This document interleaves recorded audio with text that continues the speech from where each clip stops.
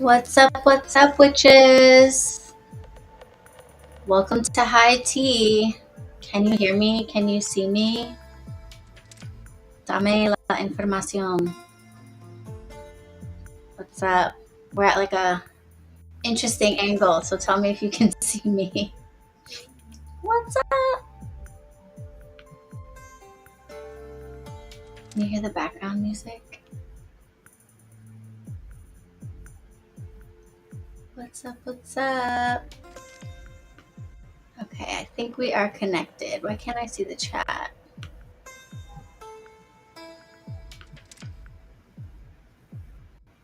Oh, here we go.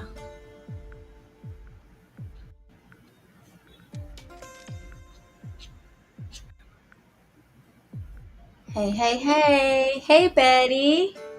What's up? Hi, Linda. Welcome. Yeah, you can see me. You can hear me. You like the border? It was the artsiest border. So I told you guys that your super chats from the live helped me to get this little webcam camera. It was just like, affordable little option on Amazon, but it's more light, which is good. So when we're doing tea and tarot in the morning, especially through the winter, it'll probably be on the dark side. So now we have some light, which is yay. So I think the next thing that I want to aim for is either a microphone, but I feel like the sound is okay usually. So either a microphone, or I want to be able to subscribe to the app that I'm using that has the designs, because if I upgrade, then I can change the designs, put my own. I can design like BronxWitch background or whatever, and stuff like that. So that is what I think I'm going to be using the super chats for next, will be that. But that's a little bit more of a pricey endeavor because it's like a monthly thing. But if we increase the coven chip, I think that's what I'll use super chats for. So I'm glad you like this one. It was the artsiest one I could find. The little potion bottle gave me like paint vibes. My weekend was really good. How was yours? Did you enjoy it? I got to do a lot of rest, which is amazing. Sunday is my strict day off. I do not answer emails. I do not answer calls. I take Sunday for myself. I don't even work my altars and stuff like that. Sunday is all a refresh day. So I water the plants. I get the groceries. I do some light cleaning, sweeping and stuff. We have a new kitty litter for my cat, and it is not really good. It's not clumpy enough, so it's just been getting everywhere. So I was doing a bunch of sweeping and like taking out recycling and stuff like that. And I clean off my altars and like refill my oils, refill my incense, like just reset everything. And then Monday I start fresh. I try to get up at like an early hour. I do my prayers. I make coffee and different snacks and things for the ancestors. And that's all like Monday restart, refresh type thing. So my weekend was good. It's really just Sunday is my weekends because we're open at the shop on Saturdays. So, but it was glorious. It was very nice. My husband was out of town, so that means I got to just like lounge around, not have to coordinate, using the shower or things like that. It was just like whatever, whenever I felt like doing it. So it was nice. Very, very nice. How was yours? Was it good? Hi, Valentonia. Welcome. So I'll point a couple things out to you guys. The first is there's a poll at the top of the chat asking you how you feel about making this video public for the general public. How do you feel about that? I've decided that that's something I'm going to do going forward. Like when I feel like it, when it makes sense, is to basically just kind of have most things set to just coven and let you guys decide if you feel like it's something that should be shared with the general public. Maybe we go live and it's too personal, or like when we were doing ancestor readings, I felt like it was really nice that we just kept that to ourselves because there were some really personal messages that came out. So stuff like that, you guys might feel like, you know what, let's just keep it between us. But then other things you might be like, you know what, let's see who wants to join us, or this video was helpful, let's share it with everybody. So I think I'm gonna, put that up to you guys to decide more often. So it looks like 50% of you don't care either way. So we might go public with this live. So I'll let a couple more of you vote, because we're right down the middle, and see how you feel. Okay, and then there is a Q&A in the chat as well. So in the Q&A box, you can drop questions as we hang out. If there's anything you want to make sure I don't miss in the comments, the Q&A box is a place where you can drop that. And then, yeah, I just put up a pinned comment just saying, go ahead and say what's up when you come in the room. Mind your manners. Don't just creep on in here. Say what's up. And if you are having a tea or a drink, if you are enjoying an herbal smoke, then maybe share it with us. Let us know what you're enjoying. Okay, it'll let me scroll. Okay. Yay, you went to a restaurant? Nice. I have not been to very many restaurants since COVID, but the few times that I've been, it's weird. I worked in hospitality for 15 years, and I am all about, especially going to bars and stuff. It was very common for me to just go to a bar by myself, just sit at the bar, chat it up with the bartender, because I was a bartender. So I would chat it up with the bartender, have some drinks, eat by myself. I did that a lot in my 20s because I really enjoyed that. When I was like high school, college age, I had a lot of I don't know if it was insecurity, but it was hard for me to do things by myself. So I wouldn't go to the cafeteria in my first year of college by myself. I had to go with a roommate or one of my friends or something. I just wasn't ready to just be by myself. And so when I hit 24, 25, that changed dramatically. And I really fell in love in going to public places and doing public things by myself. So I really enjoyed that. And I would do that a lot after my shifts. But now after COVID, I go and I don't know, I have a little bit of germophobia now a little bit. So it's a little hard to just relax and enjoy the process. So I haven't been out that much either.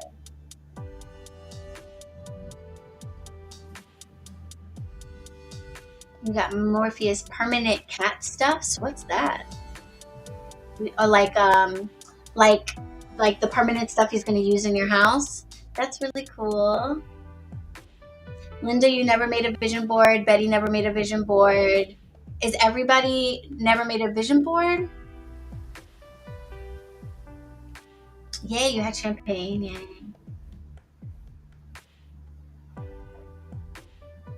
Oh no, and then yay. Okay, so Betty's steaks came cold. That's a bummer. You had to wait half an hour for replacements, which is a bummer. But then you got them for free, so you have free champagne and steak. I love how the universe conspires to help us. I nothing is a coincidence, you guys. And I always feel like if you are able to go with the flow and not let your emotions take over you, you will often realize that the things that you were gonna freak out about end up being totally for the best. So I love that. Drinking water, smoking, marital hate, marriage is beautiful, and work. Yes, it is. My husband and I have been married for a little over 10 years and together for 15. So marriage is in fact work. I can attest to that. Yes. Okay, so first time vision boarders. JB, have you done a vision board? Valentonia, have you done a vision board before? I want to see, has anybody else done vision boards? Or is it just me? Come on, guys. What the hell? What's that about? So, okay, does everyone vote in the poll? There's only 4 votes, but I think there's only 4 of you in here. Okay. All right. So if you guys don't care, we might open it up to the public. Actually, I don't know. How do I feel about that? I'll wait for more votes.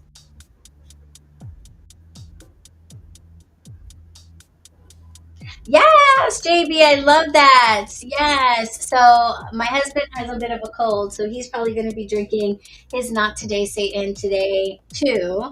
I am having a cup of another one of my teas called Skinny Spice. This is my detox tea. I feel like I've kind of ate a little heavy the last few days, so I'm going with this tea. It has grapefruit peels and cardamom and fennel, sorry, and it's really great for flushing your system, flushing your body. It's a great detox tea, and it goes great with my detox potion, which is going to be the next round of winter medicine and the final round of winter medicine that I made. So some of you pre-ordered the cough potion and cold and cough and lung tonic. That was the first round. I usually wait until a little bit later in the winter to get the fresh roots because the farm usually waits until the very last harvest to start pulling up the roots, which makes sense, right? They harvest all the stuff from the top. And then when things start to die off and we're getting ready to go into the winter, then they will harvest a certain amount of the roots so that they leave some for next year and they pull up what they can spare. So I got a big order of yellow dock, dandelion, and marshmallow root, which are going to go into my detox potion. So a pre-order for that will start probably next week or so. So keep an eye out for that. It'll be ready in December, ready to ship in December. So you should get it like around Christmas. So for those of you who want to start the calendar year with a detox, then I recommend grabbing some in that pre-order. Detox potion is my most popular potion, and it hasn't been back for 2 years. I didn't make any last year, so I'm expecting it to be not available for very long, especially around that time of year. Everybody wants to detox in January. So Skinny Spice and detox potion, they go really good together. You can put your detox potion into your Skinny Spice tea as your sweetener, and boom, you've got a very powerful fat busting, liver, kidney, gastrointestinal system detoxing miracle potion. Yellow dock root is a laxative, but it's a gentle laxative. And to make sure it's extra gentle, I add the marshmallow root to like soothe your stomach and make it is going to make you go to the bathroom, but the marshmallow root makes that a much smoother process. And then you've got dandelion root and fennel that help with your kidneys and your liver. So just detoxifying all around. I must have been the only one saying no to the public. That's okay. That is okay. I kind of feel you on that.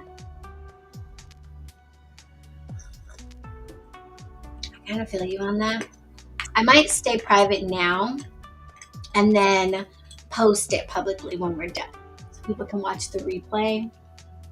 I think that's what we'll do. Plus, I don't know how YouTube is going to feel about it because I am going to be smoking and stuff, and YouTube is like not a big fan of that. You can say in your, like when you post your video, like you can flag the things that are in it that YouTube might have an issue with. But I didn't do that, so I don't know how they're going to respond. Oh my gosh. My teas are so good, guys. Oh, Skinny Spice is so good with a little bit of cream, and I put a little bit of lavender honey. So good. So good.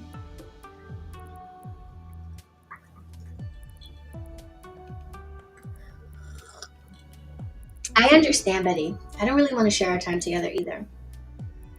Also, I'll be honest, I'm a little self-conscious about like when I smoke.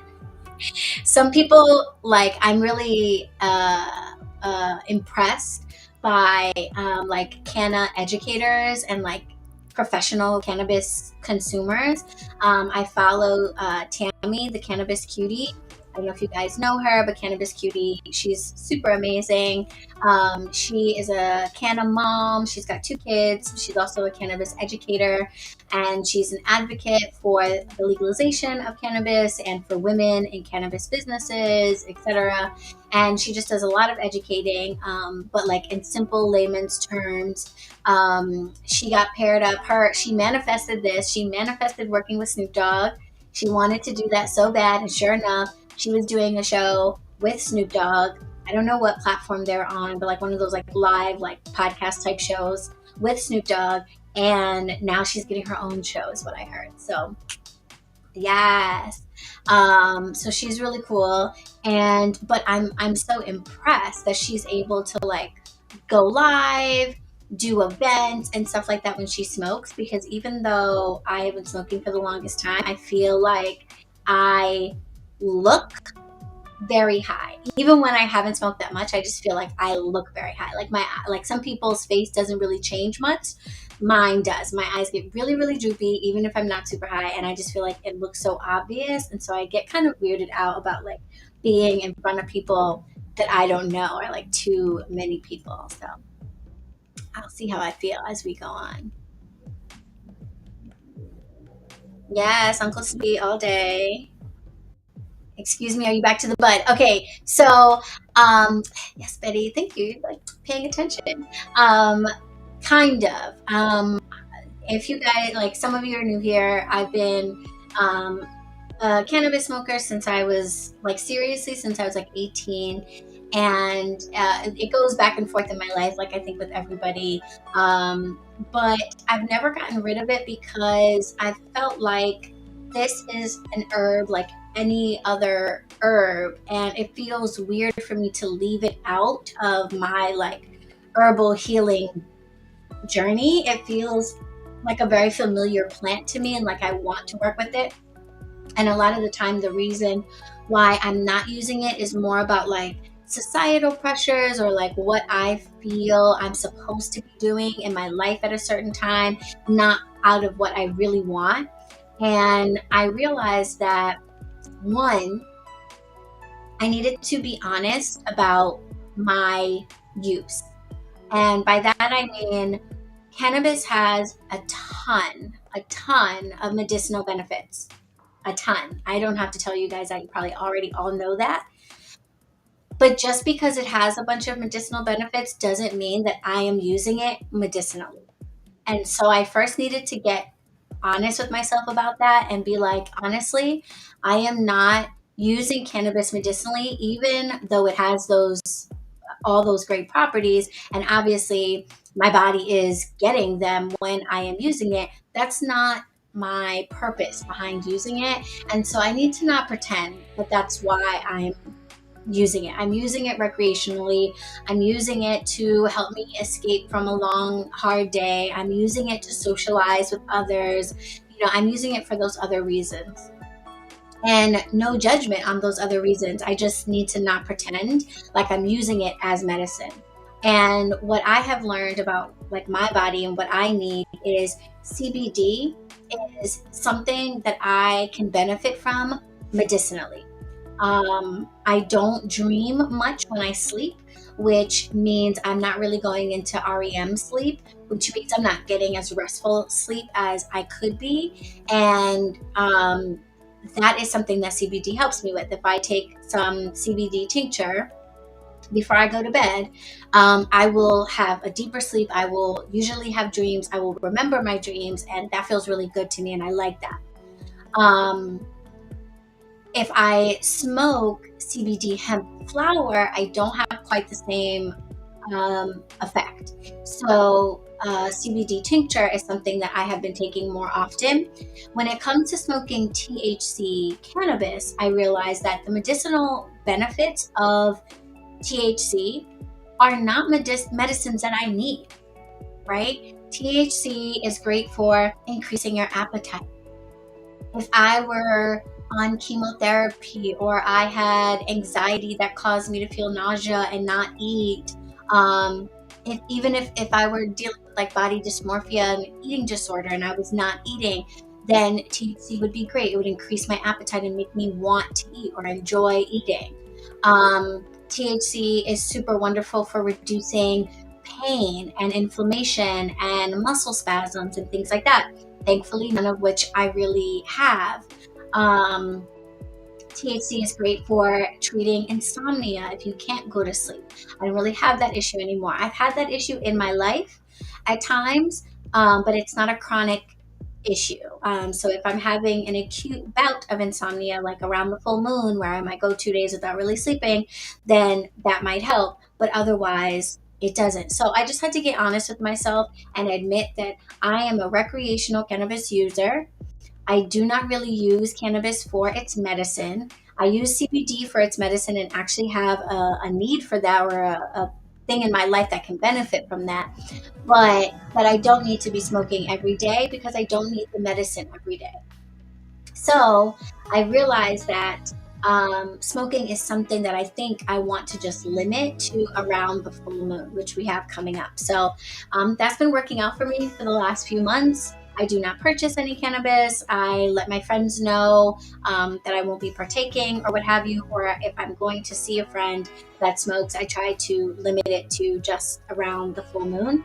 And that's worked for like the last 2 or 3 months. So I think I'm going to keep up with that. So we got a full moon tomorrow, so hi! I get to let loose. So this weekend, I have been indulging recreationally, not pretending like I am treating anything medicinally, and just enjoying the sensation of being high for the last day or so. So yeah.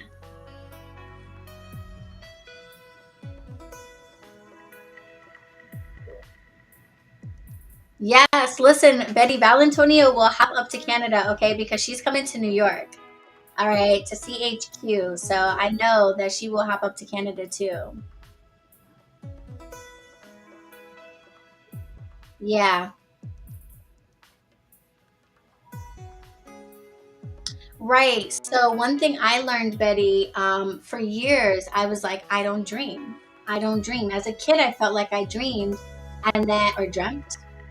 And then as an adult, I was like, I don't dream. I can't think of the last time I dreamt like regularly. And it really bothered me because, especially as a spiritualist and a tarot reader, I'm like, I know that there is information that comes through in our dreams that is so important, so useful. And I'm missing out on all of that. What the hell is all of that about? And then I was doing some research on cannabis and learned that THC actually prevents you from going into REM sleep and will prevent you from dreaming. Because my whole life, I would tell people I don't dream. And they'd be like, no, that's not true. That's not possible. You dream, you just don't remember it. And I was like, no, fuck you. I know what's happening in my brain. And I am not dreaming. When I go to sleep, I go to just a blackness that just lifts when I wake up. There is no like, oh, what was that? I kind of don't like, no, it's just nothingness. And it was like that for years upon years upon years. And I was like, no, I don't want this. I want to be able to dream. I want to be able to talk to my guides, to get messages from spirit. And I know that's like a basic entry level place for that communication to happen. I was like, I got to do something about this. But I didn't know what. And I tried smoking mugwort and things like that. And they helped a little bit, but it still didn't feel like I was like actively dreaming. Mugwort is really more helpful like before, like in that in between state when you're falling asleep. It helps me to keep from thinking about the groceries and world peace and that sad video I saw earlier and da da da da da. Mugwort kind of just makes my brain be quiet and just be like, okay, just tune it out. We're here right now. Some people have very psychoactive responses to mugwort. I just have a very deep, like theta brainwave type of response to it. But that still wasn't really triggering dreams for me. And I was like, oh. But then I found out it was the THC. I decided to give it a try. I stopped smoking for like I would say maybe 3 weeks into not smoking, finally getting all the THC out of my system. I started dreaming. And I was like, oh, okay. And then, like a year after that, I tried CBD before going to bed, and that really made my dreams like memorable. Like I remember like more than one in a row, and I was like, "Ooh, CBD, okay, gracias," you know. But as soon as I start smoking, once it's been like 1 or 2 days of straight smoking, and the THC starts to build in my body, done. No dreams, just silence, and I don't like that so much. So It's helpful around the full moon because I have so much energy that I can't sleep a lot of times. So it's helpful for me to be able to sleep, and knock myself out basically.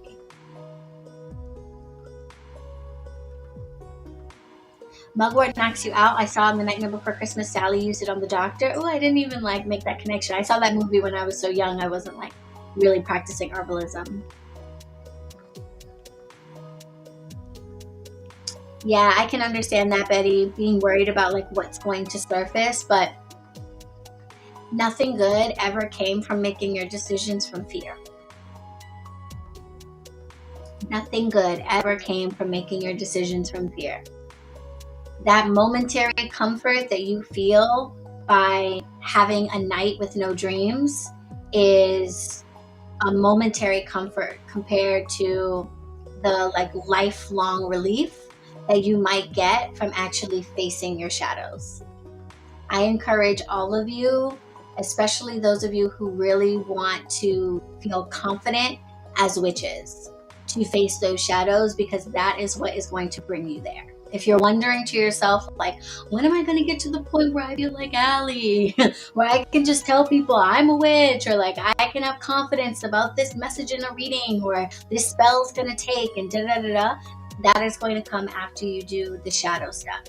When you start to, first you're going to identify your shadows and you're going to hate it.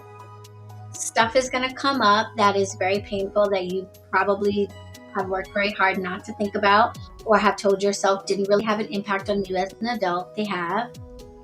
And then you're going to look at yourself like, oh my God, I cannot believe that I let myself be like this for so long. And then you're going to forgive yourself, because whatever that shadow side of you is, it developed in response to trauma and pain that you experienced at an age that you never should have had to go through that. And it is not your fault that you went through that. And the coping mechanisms that you developed to survive those moments are not your fault. And you will realize that, and you will see what a failure the adults around you were. You will forgive yourself. You will probably also surprise yourself and forgive them. And then you will look at those shadow parts of yourself in the mirror and say, I love you. Let's work some magic. Let's boss up. Let's do some stuff. You will see that those shadow parts of yourself are not to be banished. They're to be understood and worked with. They're to be understood and worked with. And that really helps a lot, especially around areas like prosperity and about sex, issues of our lives where there are a lot of moral hangups, and you've been told that it's not good to desire money, it's not good to be sexual, it's not good to do this or do that. Those types of stuff in particular are going to really benefit from you facing your shadow side, because those are the parts of you that will allow you to engage in those types of activities without shame, without guilt, with compassion, kindness towards yourself for wanting to do those things in the first place. You'll be able to forgive yourself for wanting to be rich, or to want to have sex every night, or to want to show your body in a certain way, or want to work in a certain industry.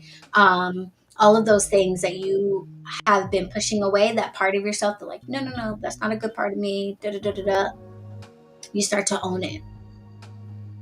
Yeah. But it may lead me, you were probably saying, to disconnect with my mom, and I don't want that to happen. Well,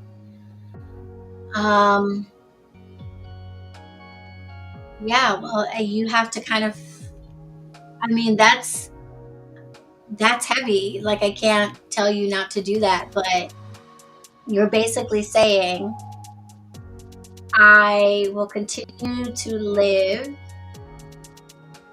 a smaller version of myself. I will continue to ignore parts of myself in order to continue to have a relationship with my mother. And that's your choice. Um, and I would say, if that's for you, if it makes your life better to have a relationship with your mother, makes your life, not makes your life, because it's your responsibility to make your life, but can you make your life happy, healthy, and whole? Those are like my three buzzwords: happy, healthy, and whole. Can you make your life happy and healthy and whole while having a relationship with your mother? If that's the case, then the relationship is worth continuing.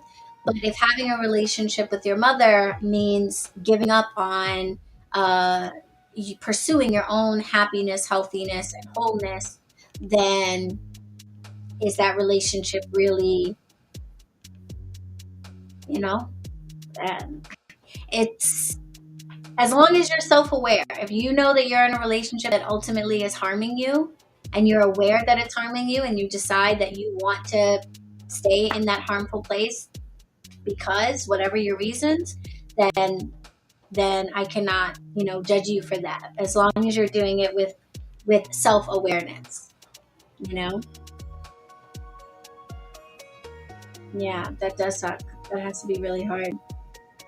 um but I also think it's important to know that, like, the work that you do for yourself, that should come first and foremost. Like, a witch is a person, often said woman, but a person that is in total control of themselves. So if there's parts of you that you don't know, then you are not in control. You can't possibly be in control of the parts of yourself that you don't know. So if you are avoiding dreaming because you don't want to get to know the shadow parts of yourself, then that's a choice that you are making. You're making the decision to not fully know yourself. And that might be satisfying in all other areas of your life, but I will be honest with you, it's going to be a challenge in terms of being a witch. Because having that deep knowledge of yourself, the light and the dark, and being able to control both, is how you can walk in between worlds and affect change in both the physical and the spiritual. And I am not saying that it cannot be done without that type of self-awareness, but I don't know how else to do it, because that is how it has happened for me. The more I know myself, the more competent I am as a witch, because I know myself, I trust myself, I love myself, and I'm in control of myself. And when I realize what I really am, which is not this body or this mind or this person that you guys call Alysha, but something else entirely, when I know that about myself and can control that part of myself, then I can astral project. I can receive messages from the dead. I can make somebody change their mind about something. I can make somebody move away. I can make a disease dissipate. Yes, thank you. No, I think that's a really great topic for people.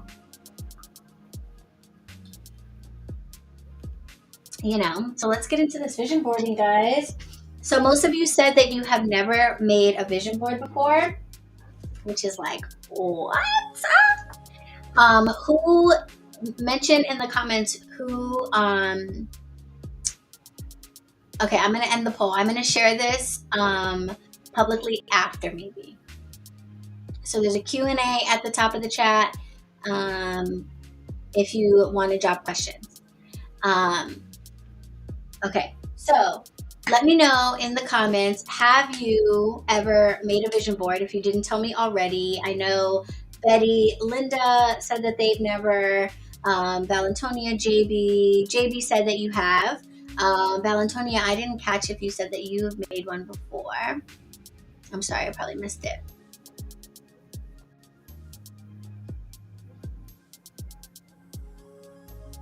Yeah, JB, I smoke for recreation and use edibles or tinctures for medicine. Yeah, I think that's kind of like where I have gotten. I do the CBD oil tincture for medicine, and then smoking is just like recreational. Hi, Janae. What's up? What's up? How you doing? Is that Jeanette? Jeanette, are you Janae's on YouTube like your business name? If so, everybody say what's up to Jeanette. Jeanette donates samples to the tea and taro parties. Beautiful samples. Yes, yay! Okay, I'm glad you're here. Have you ever made a vision board before? If so, if not, let me know. It kind of seems like, other than JB, I'm the only person who's vision boarding. So this might be kind of helpful for you guys, because I do think it requires a certain like organizational approach. Yes, you have for weight loss. Oh, I love that, Valentonia. Yeah, like goal bodies or whatever. Okay, so I want to show you guys my vision boards, which I have kept for the last 4 years. Okay, so these are a few of them. I won't get into the nitty gritty because obviously there's a lot of stuff on them, but some things that I thought were kind of cute. Like down here, I have a picture of the mug. You see that? Of my high tea mug. That was a picture that I put because I was like, ooh, I really want to get that mug. But it also symbolized for me how I wanted to be drinking more tea, making more tea, doing more like tea things. And yeah, so that's in there. BronxWitch Bodega, when it was first coming to be, it needed a website. So this is like a picture of a laptop with the logo on it. Now we have a website. Let's see what else, some other ones that I'll share. Oh, I was looking for this card. Sometimes I use like tarot cards. I have a couple of decks that I knew that I didn't really connect with for readings, so I keep them to the side to use the pictures for different things, spell work, different stuff like that. Let's see, I wanted to visit my mom that year, so that's a picture of her house. I did. I wanted to build relationships with certain spirits, so they're around here. Santa Marta, Prince Haijan, Shiva, the Hindu deity Durga. On the other side of that, Hecate, 2 different pictures of Hecate. I wanted to work more on my health, etc., etc. Okay, goals for, I was thinking about starting a Patreon, which I ended up not doing, but I was thinking about it. Okay, so that was like, oh, I'm not going in order. Okay, this was my first vision board. This is the first vision board, and it's kind of a mix of witchy things and my old business, Rockstar Bar Girl, because I used to be a bartender, bar manager, and I was teaching, like I have another YouTube, I don't know if you guys know, Rockstar Bar Girl, with like YouTube instructional videos on bartending. And yeah, so I had like that stuff on here. Let's see what else. This was the year that I wanted to like get on top of my health. I don't think I did it this year. This year I started working on my health, and then I think the year after was the year that I gave up like meat, and then it was like 2 years later that I gave up dairy, and like I'm pretty much vegan now. So yeah. This, I wanted to take my husband to Turkey. So this was me manifesting that, and that happened the following year. So that was perfect. And I was so nervous that he was going to figure it out because this was on the wall in our bedroom. But I took columns from one of the archaeological sites that we were going to visit, but then I like covered up the details with flowers and stuff and used our wedding picture, so it just looked like, oh, just shouting out a beautiful wedding, beautiful da da da. But then over here is an airplane of Turkish Airlines, but I covered up the logo on the plane so you couldn't see that unless you knew what the back one was, because I was like, I want to manifest this, but I don't want to put it like right in front of his face, but I'm trying to make this trip happen. So yeah, I was manifesting working from home. You guys see that? Manifesting working from home, which I now do. Well, now I work at the shop, but the year after this is when COVID happened. So yeah, I don't think I manifested that, but I said I wanted to work from home, and boom, I got it. So that was the first year. Then I think this was the second year that I made, because it was still like Rockstar Bar Girl stuff, but notice how it's gotten smaller, and it's like a smaller part of it. And now I was more focused on like herbs and plants. This is Lakshmi, my prosperity, and like affirmations and things to encourage me.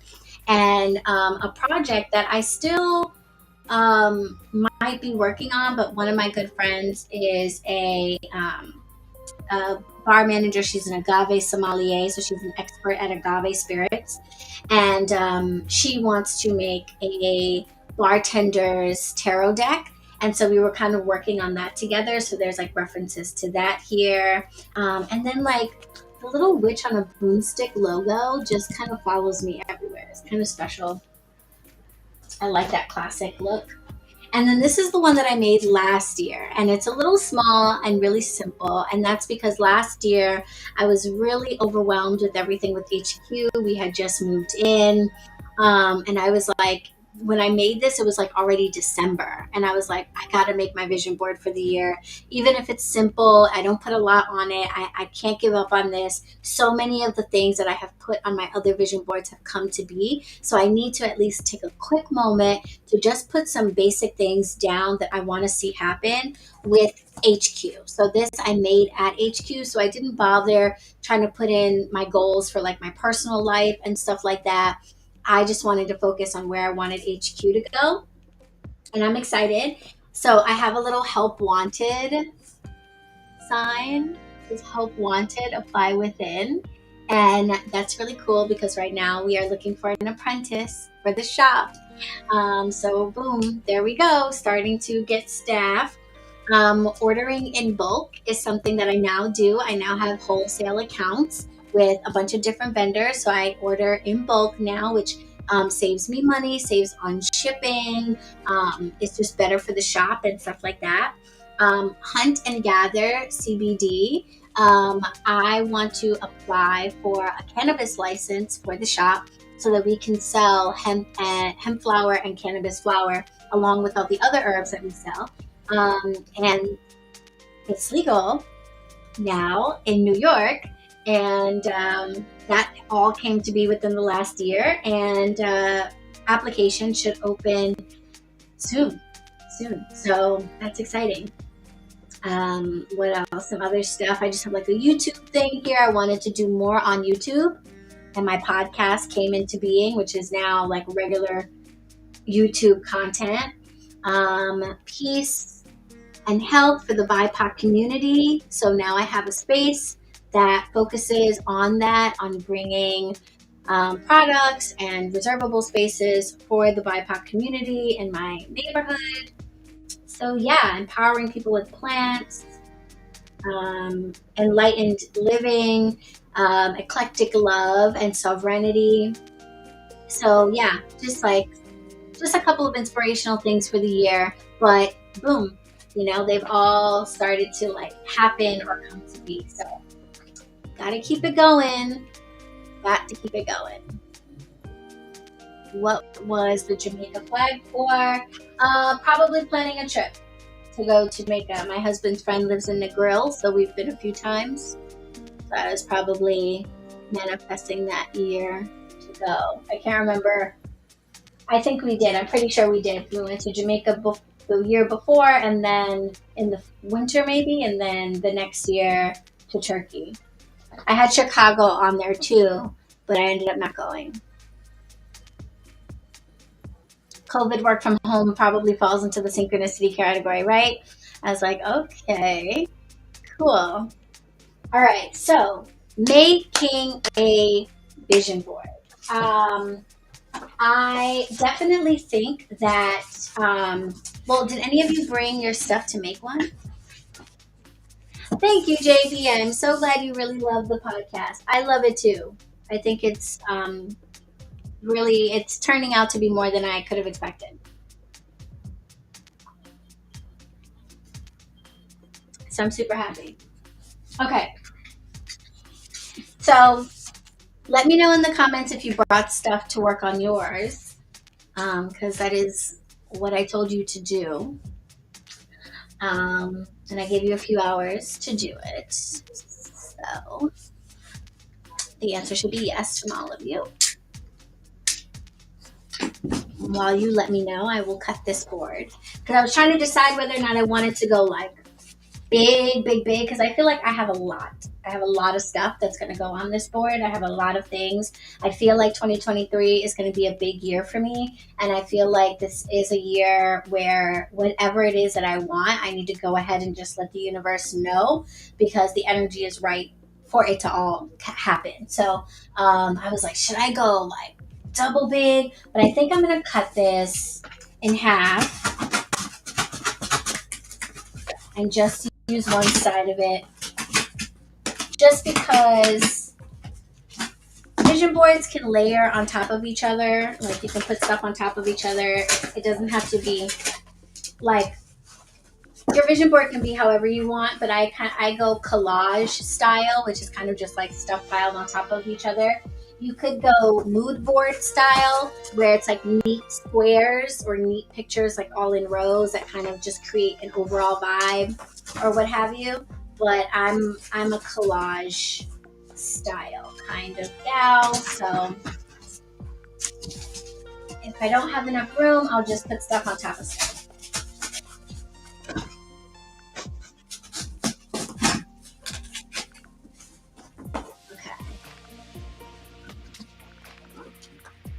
You didn't catch that?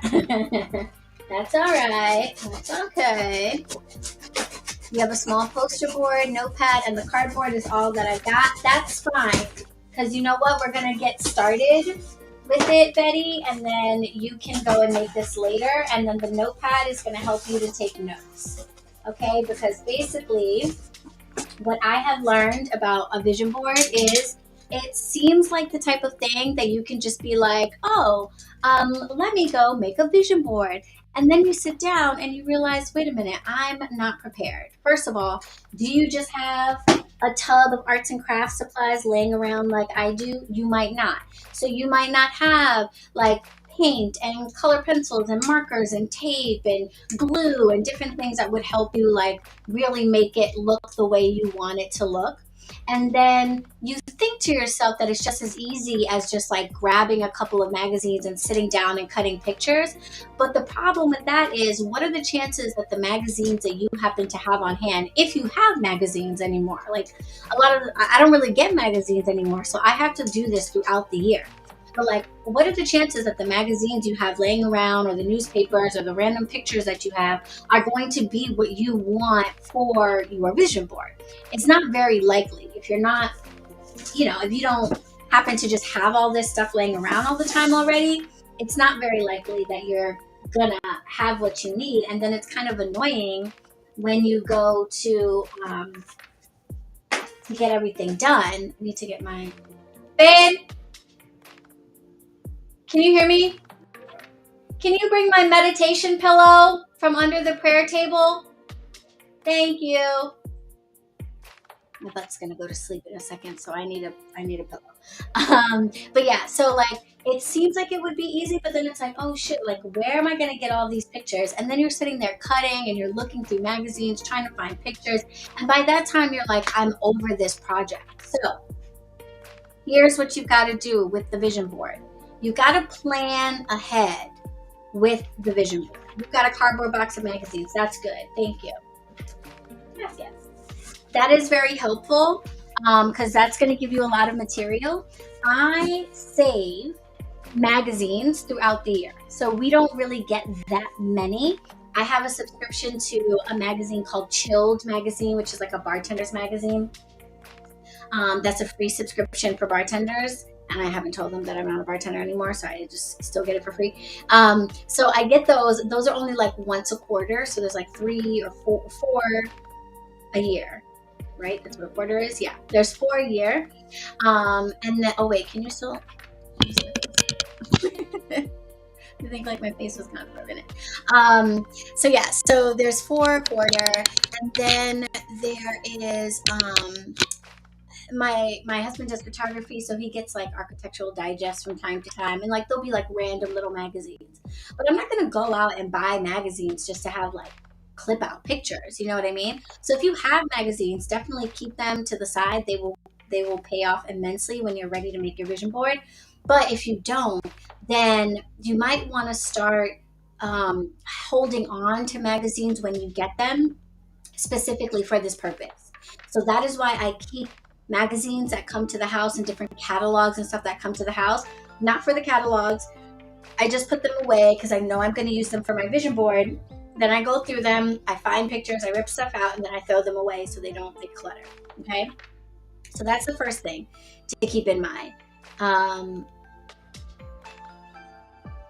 Oh, moves were cool. Okay, good. Yes, JB, you got your arts and crafts stuff out. What? For sure, I met Marlene's due to the below ran up. Oh, yeah, okay.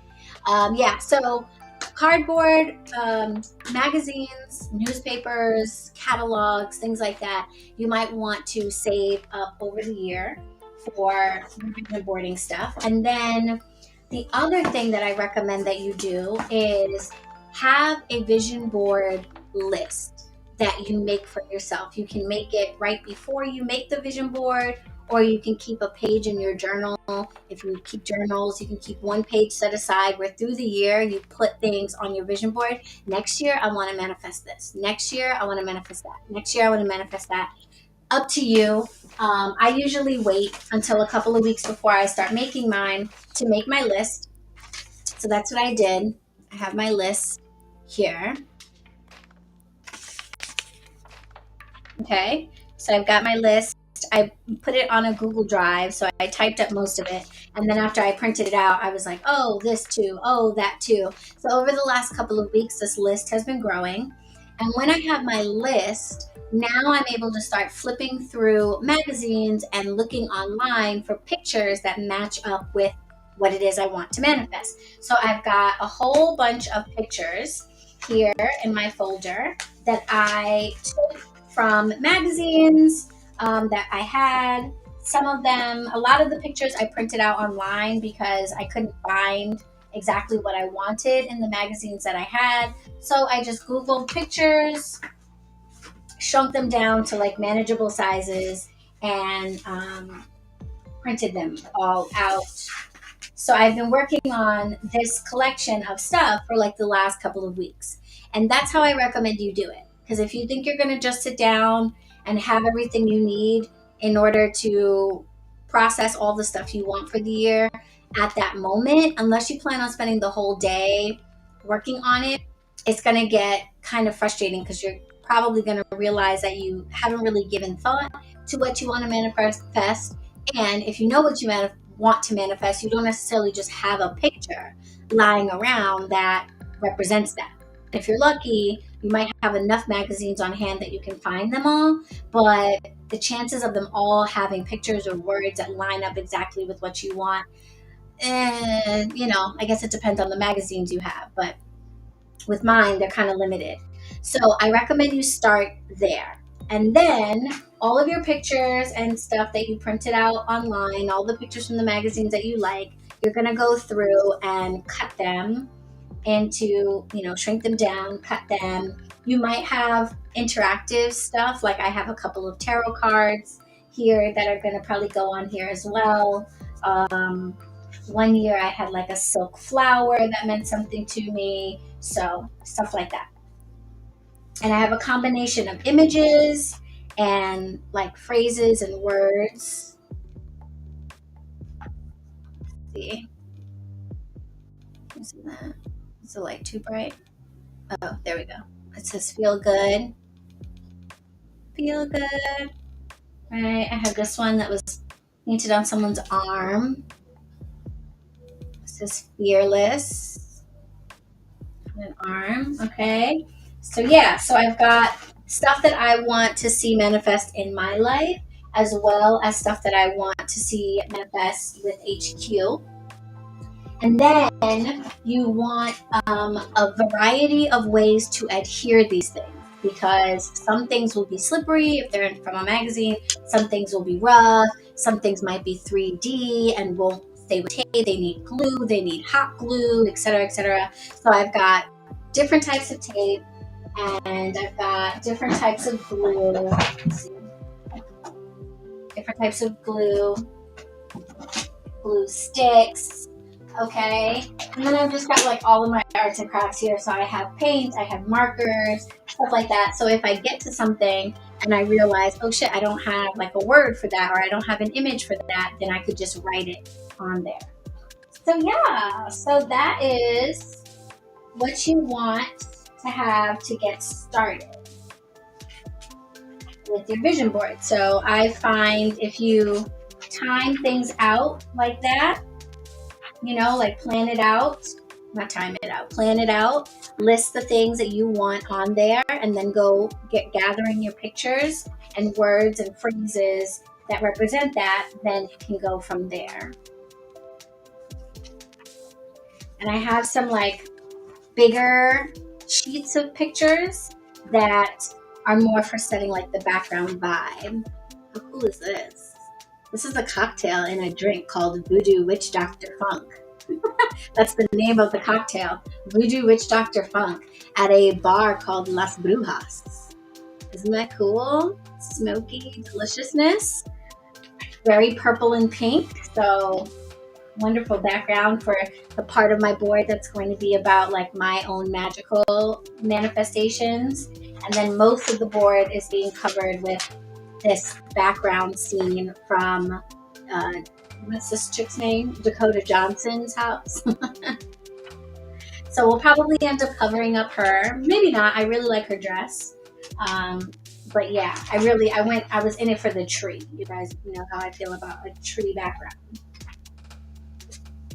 So yeah, we're gonna start getting into it. I'm gonna start putting these things down. And while I'm working on this, this is a good time to drop anything in the Q&A if you have questions, because I might not see the comments.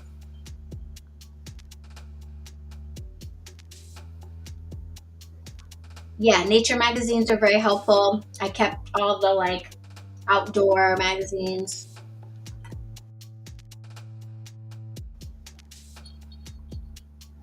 Okay. Let me not forget, this is high tea. So this, you guys, is just a little bit of cannabis. It's mostly a Samhain smoke blend that I made a couple years ago that I offered for a little while and then didn't bring it back as a limited edition. I don't know why. I probably have enough left that I can make a few 6-packs of it for people, but I just smoke it myself. So, and it has black malva flower, apple mint, and mullein in it.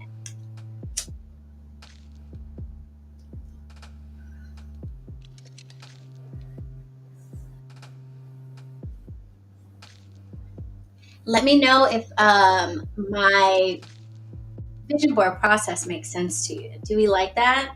Plan it ahead. Start off with making a list of what you want to manifest, and then go looking for pictures, because you'll just be swamped if you just start cold, I think, for me, with stuff, you know?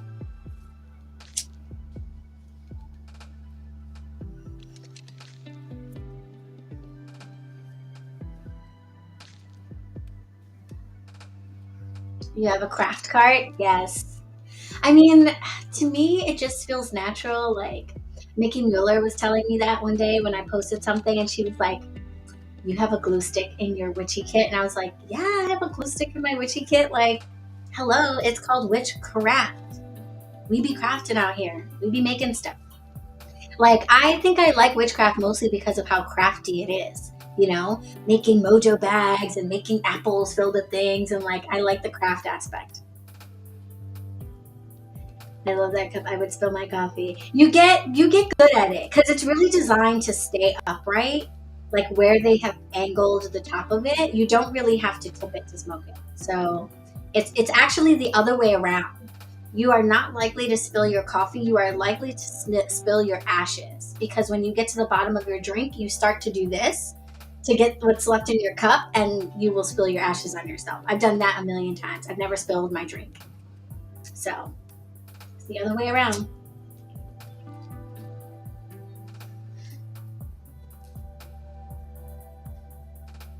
And I cannot find where I got this now, but I am totally working on getting these high tea mugs available somehow. So like YouTube, their merchandise, like they choose what's available, and they don't have a mug like this, obviously, because they're not going to promote like smoking. So I'm going to have to like find them somewhere, source them, and have them in the shop for you guys to like order. And then maybe you get like a coven discount on them, you know? So I'm looking into it because I think these are awesome, and I think we should have high tea and we should all have our cups. Right? I think high tea, I called this high tea because I was like, that's what it says on the cup. And also that's exactly what we're going to be doing is like, I'm going to get high a little bit and I'm going to drink some tea and we're going to make vision boards. And then I was like, high tea should just be a thing. You know, it should be just like, you know, a coven thing that we do. What if coffee isn't done and you want more smoke? What if the coffee isn't done? You just pack it again. No maker on the bottom? I don't know. What do you mean?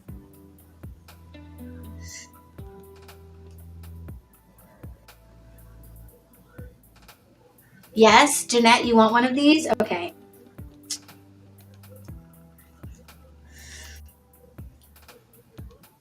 The queen has ID. Well, how appropriate for me then.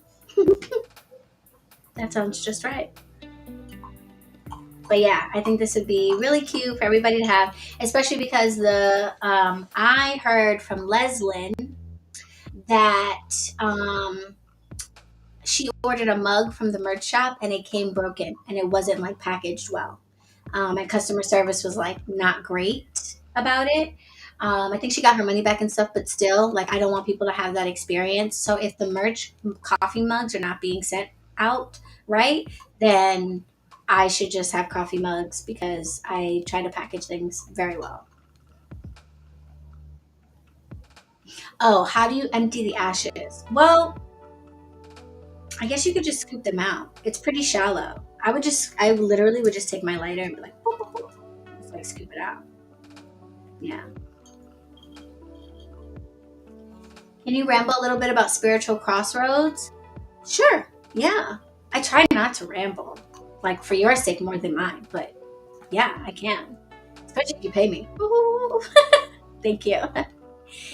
Who makes the cup on the bottom? There's nothing on the bottom. It's a freaking mystery. I got them from a shop called Retrograde Shop, but I know they didn't make them. Like, they're not a ceramics shop. They just have like witchy products for wholesale. And they don't have the mugs anymore. So I know they got them from somewhere. So, but I'm going to find them. I've seen them floating around. So I'm going to nail down, someone makes these. Someone makes them. So I'm going to find out who makes them. And if not, I will get some made because people make this style of mug. So you love a good rambling. Okay. Will you clarify for me when you say spiritual crossroads, do you mean personal spiritual crossroads? Like I am at a crossroads spiritually, or do you mean the crossroads, like physical locations in the world, in roads and other crossways that cross over each other and are used by conjure workers to summon spirits or send petitions? Let me know.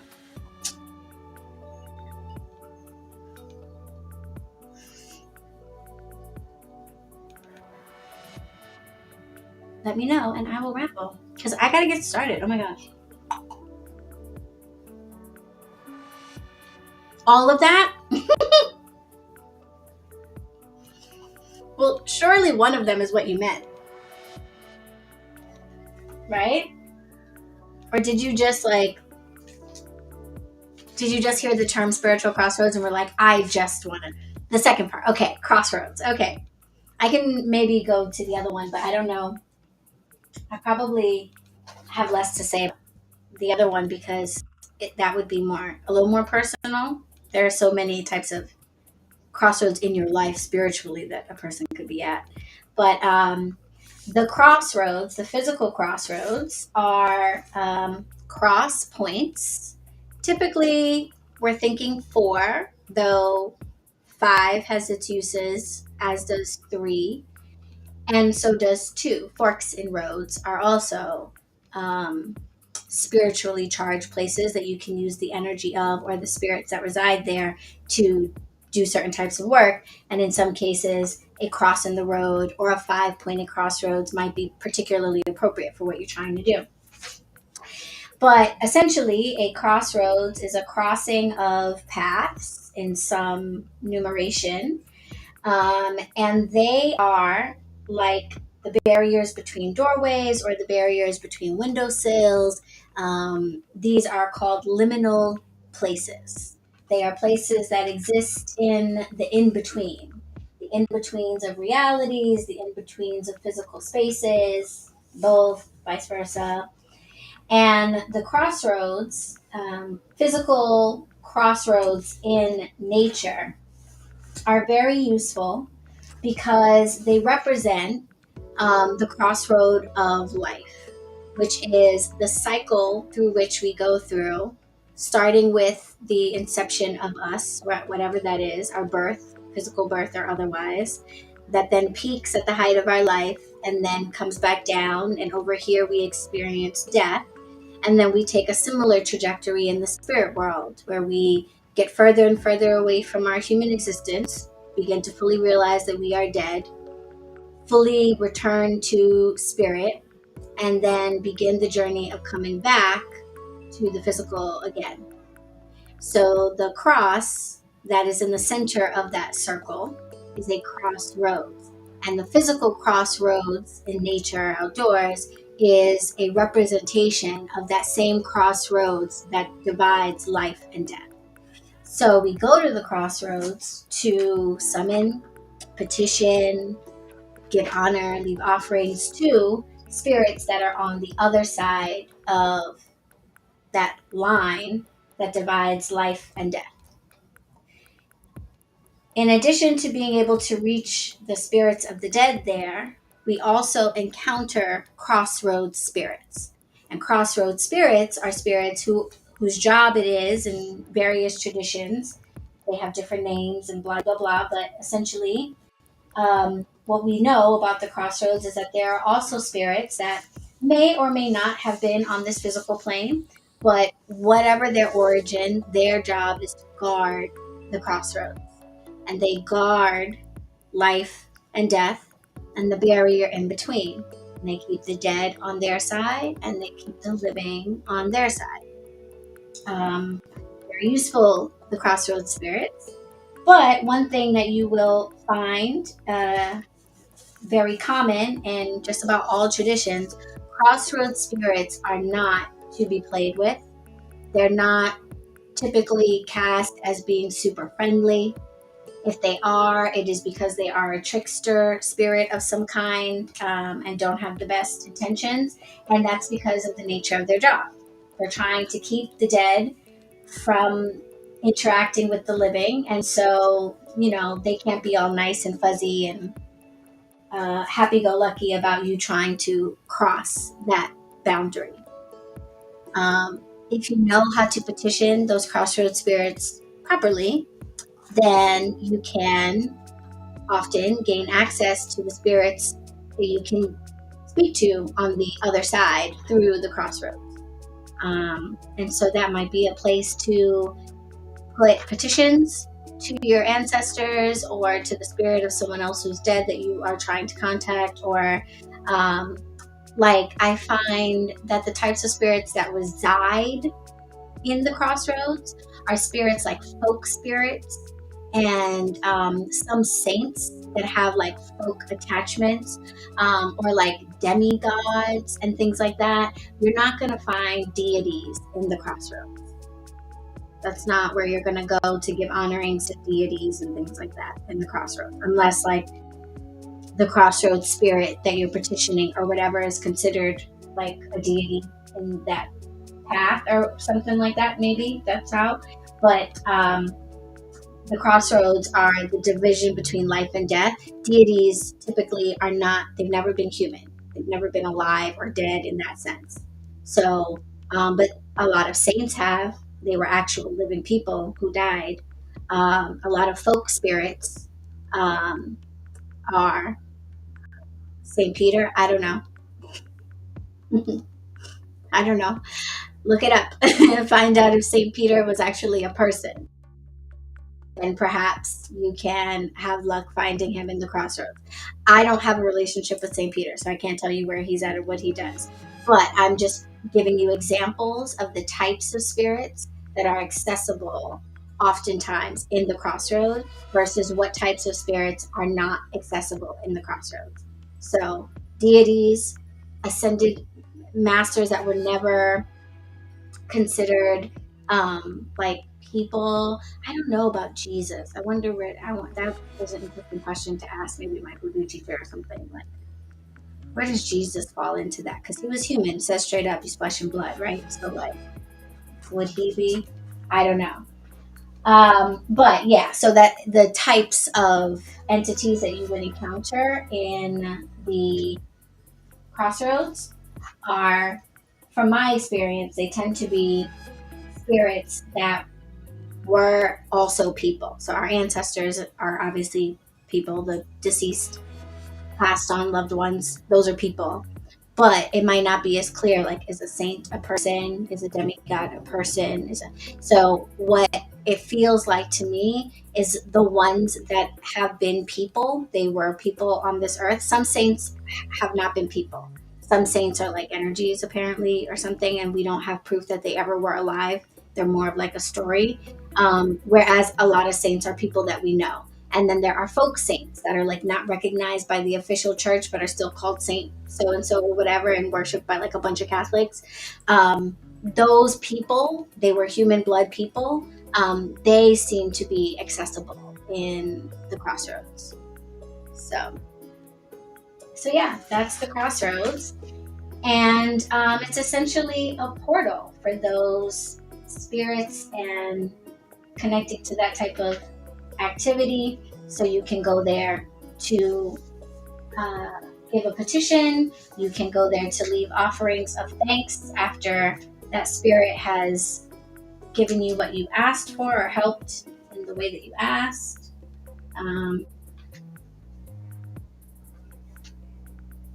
Yeah, but I think doing any work at the crossroads, it would be a good idea to familiarize yourself with some crossroads spirits, especially if you have a tradition that you are learning about that you're working within. You would want to find out in that tradition who are the crossroads spirits, how to identify them, how do I properly ask for permission to, cross the threshold between life and death and ask someone who no longer has a body to help me with something. You want to talk to them first.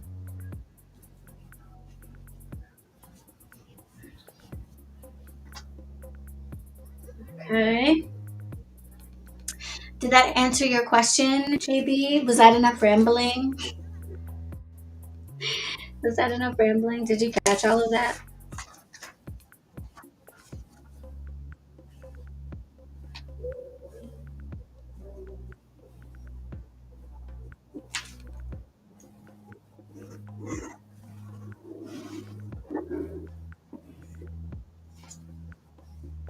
Oh, thank you. Good. Yay. I'm glad that was helpful. Yeah, the crossroads are an important place. What I recommend for all of you, if you have never spent time in the crossroads, is to just find one and spend time there, because there's also the spirit of the place. Every place has a spirit in addition to all the things that are in the place. So in the crossroads, every tree and every blade of grass, they all have a spirit. They are all a part of spirit. They're all connected while still in their individual containers. So there are the spirits of the items in place, but then there's also the spirit of the place. So the crossroad itself has an energy about it. Mine in particular is in an urban place. It's in the center of the park where everybody crisses and crosses. It's a very active space. It's impossible to have privacy there. So I do some wild shit and get some wild responses in over there. But I got to do what I got to do. But the energy of it is very right. And you would just have to kind of live in my neighborhood to understand that I live in the hood, so it just has a certain vibe, and that crossroads really it really captures what the vibe of this neighborhood is, for better or for worse. So it works. Okay, hold on. I'm gonna cover up all these big bamboo pieces.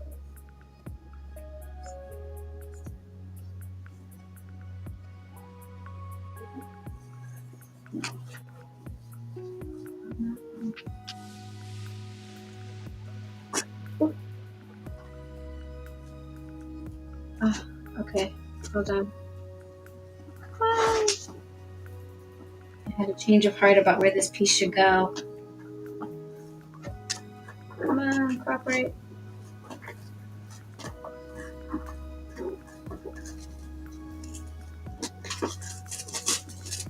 Okay, even if I don't get all of it.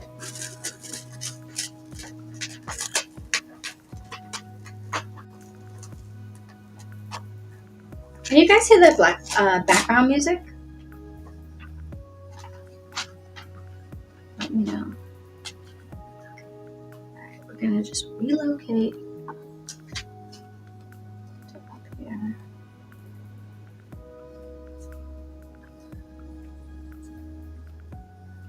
Yes? Okay, good. Is it too quiet, too loud? Let me know.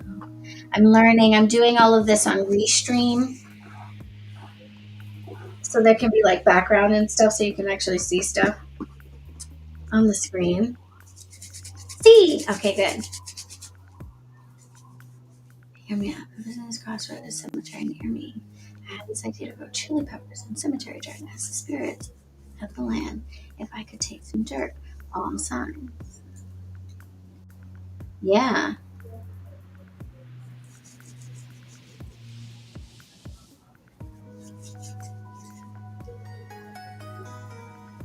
All signs pointed to yes, so I've got chills.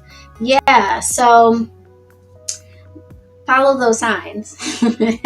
Follow those signs. When you be getting the yeses and you see the synchronicities and things that are pointing you in a certain direction, don't second guess it, let it lead you where it's supposed to be taking you. The crossroads are going to be a place where, if maybe perhaps you also like don't have a lot of spirit activity, like paranormal activity happening under a normal like basis, that might be a place where it can like kind of come through. I would be really interested to find out more about the cemetery that you want to grow the chilies, get the dirt from, that you're in the crossroads for. I would have you researched that cemetery or looked around at the gravestones around where you are. Because I wonder what spirit wants you to grow those chilies.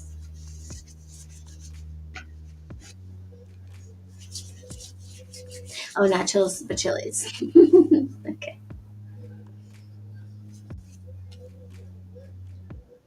You got chilies. Okay, well, it would be understandable if you also got the chills. So you went and got chilies that you're going to grow in the cemetery dirt? Yeah, absolutely. Why not? I would be intentional about where you take that dirt from, and make sure to leave offerings and thank accordingly. Okay.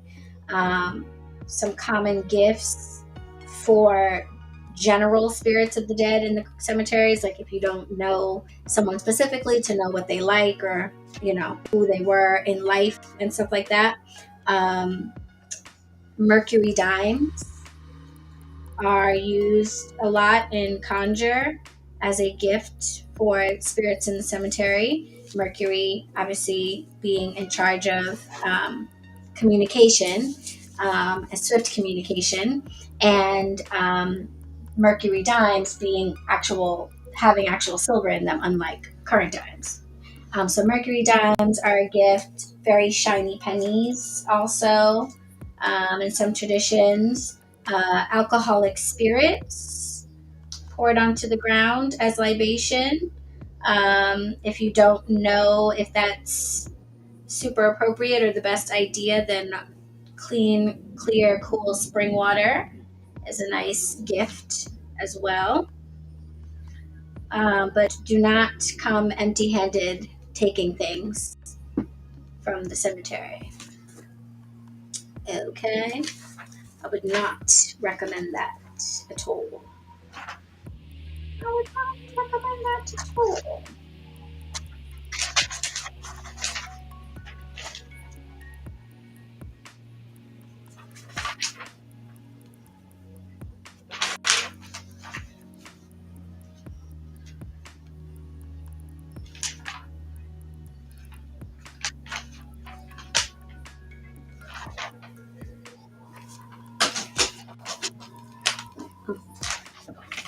I would never. Okay, good. Yeah, just make sure. Just take a gift, ask permission, choose from where with intention. Um, you may get some idea of why the chilies and who wants the chilies by looking at the graves. There might be information there that kind of clues you in. You might see a grave with a chili on it. My grandfather's headstone has a tractor on it because he was a farmer, so they put a big tractor on it. And his picture is there too. But if you didn't know, you probably picked the right one still. If this picture wasn't there, you're like, oh, is the farmer's grave the one with the tractor? Why, yes. Why, yes.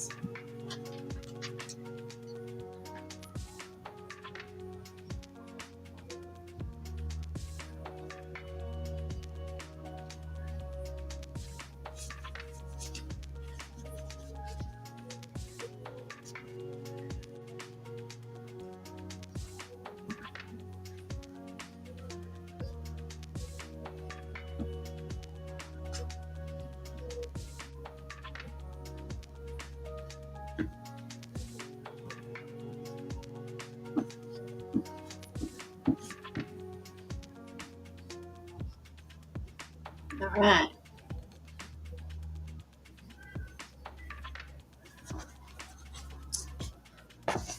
Boom. So this is the background. All right. So we just got ourselves a nice little backdrop with the big pictures.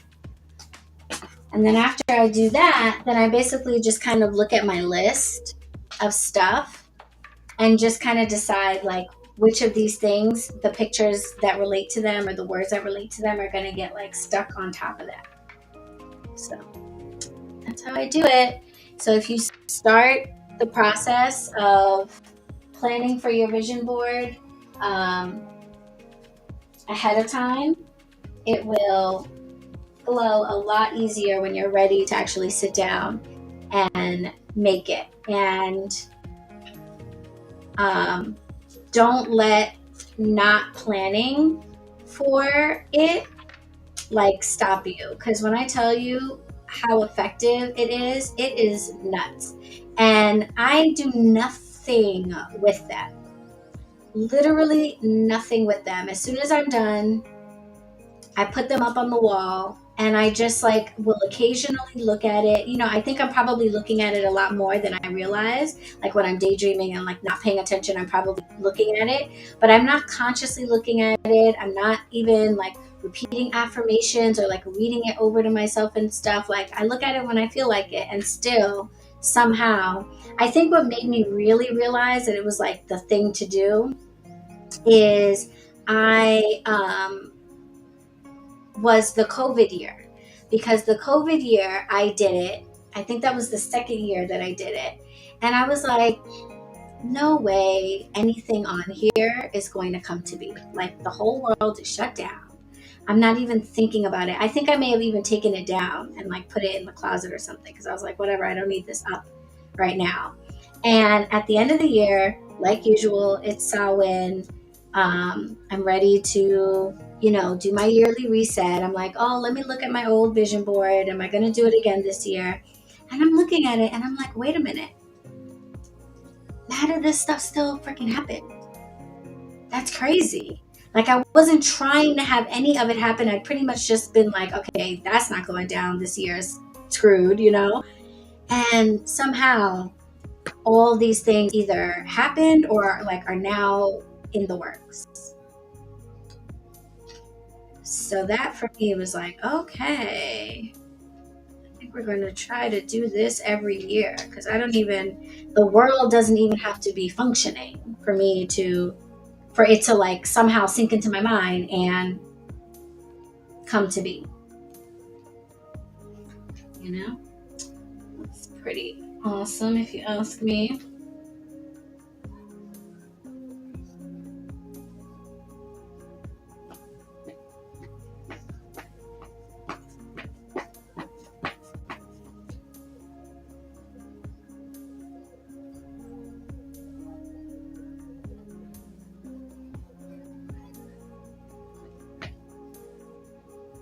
Someone's listening to like late 80s hip hop outside, and it's like Chuck D. It's a Public Enemy, I think, and I'm like not mad at it at all.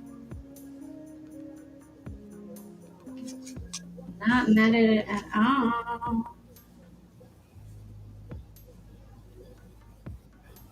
Okay, so here's the thing that I am not good at is like placement. Like, I never really know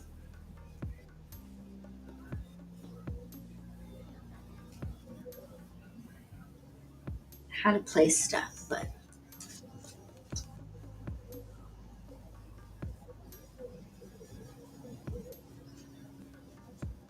does anyone want to share anything that they're manifesting?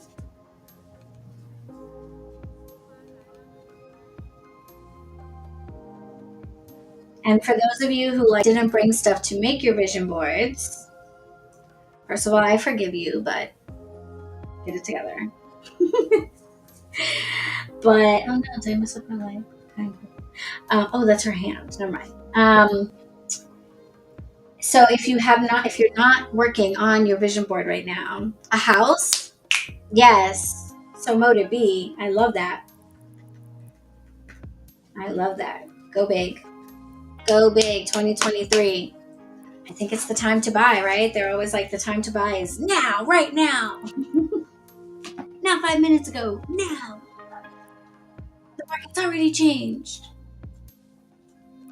But if you are not working on it, then what you can do now, if you have a free hand, like Betty, I think, is doing with her notepad and stuff, is you just want to start making that list that I'm working with. So start making that list for yourself. What are the things that you are going to manifest in 2023?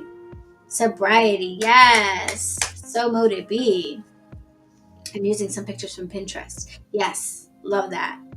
Pinterest, Zillow, what's that new house searching thing?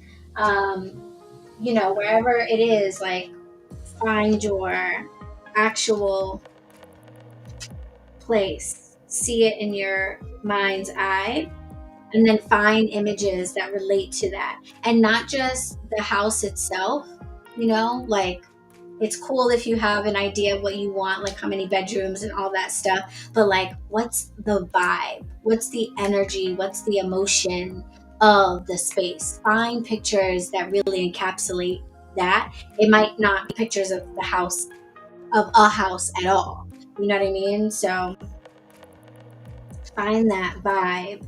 That's really going to help you really get into the energy of it, because that, by the way, guys, is my theory on what the like real difference between manifesting and like setting a goal is.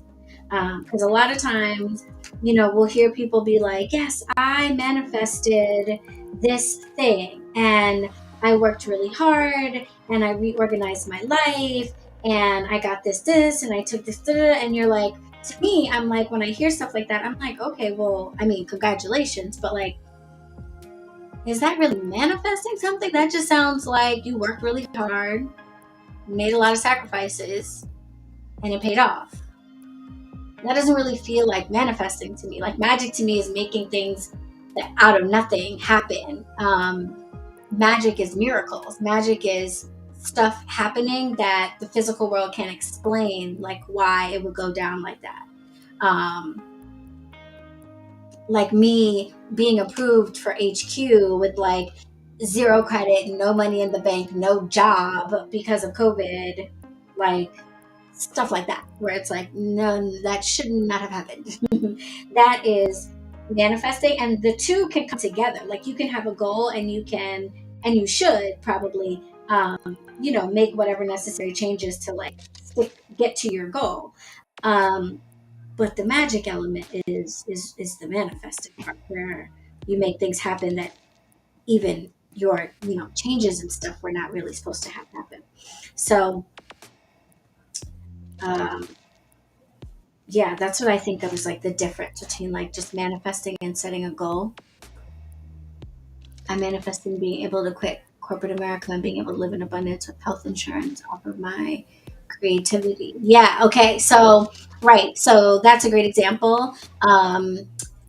That's also probably a goal, right? And so you could focus on, saving money so that you have a nest to leave, finding other employment, or like starting a creativity based business first or something like that. And you have like, this goal laid out for yourself and the steps that you're going to take. And like, you should pursue that. And that's the goal.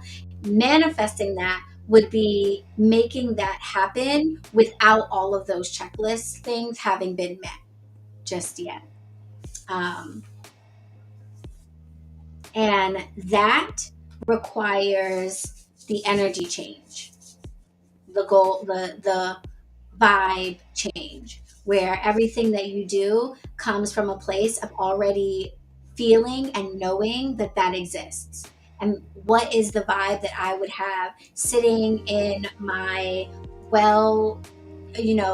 easily paid for housing arrangement while working 7 hours a day on my creative craft? Like, what is the feeling that gives me? How do I feel every morning waking up in that space and knowing that that's my life? How do I feel knowing that, what's the relief that I feel from not being in the place that I was in before? That vibe is what allows for manifestation. Because when you have a goal and you're just going through a checklist, it doesn't matter what you feel emotionally, as long as you're able to get up and stick to whatever you're doing and do it, and doing all the practical mundane stuff. And that's great, and you should do that. But manifesting, I've come to realize, comes from changing your vibe to actually match what it's going to be when that thing comes to be, totally unexpectedly and against all odds. So yeah, look for pictures that capture the vibe. So like next year, I'm not going to be living in some sprawling ass house with like a big tree in the yard. Like that's not even, but that captures the vibe of what I want from the space I'm going to be living in. So like wherever that is, it just needs to have this type of vibe. And I'm going to have that vibe every time I look at this, and that's going to help call it to me, because the universe speaks through vibes. It doesn't speak through English language. So it's attracted to the vibe. It's attracted to the vibe.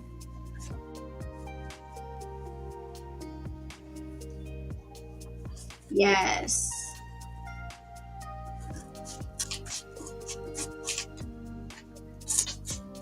A new bed can be so transformational.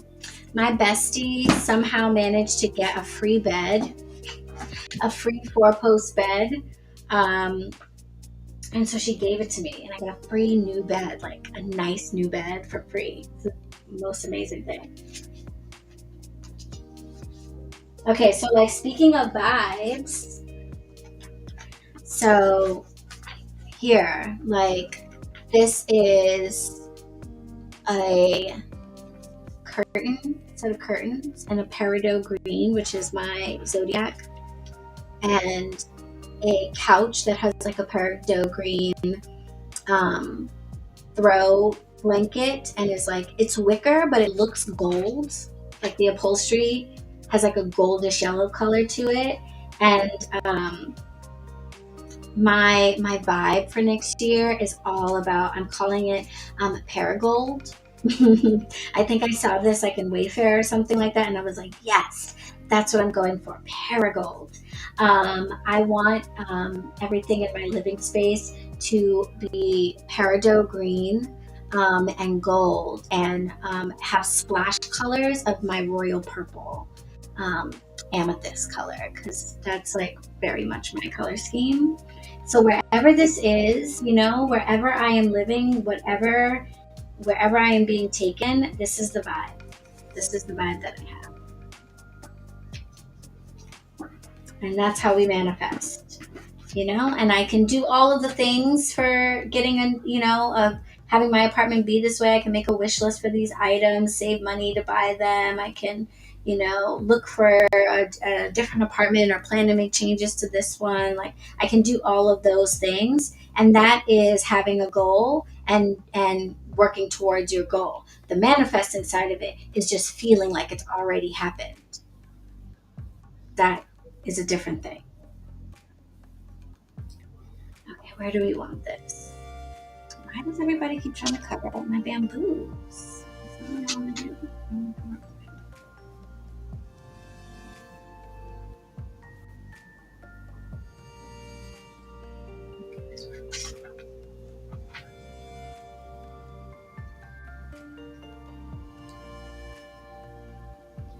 So when you have your list of stuff you want to manifest in this next wheel of the year, then you can move on to like, what types of images are you going to be looking for? So when I came up, or when I saw the thing that said Paragold, I was like, yes, because gold and peridot and amethyst have just been coming up really heavily for me in the work that I've been doing and in the spells that I've been casting.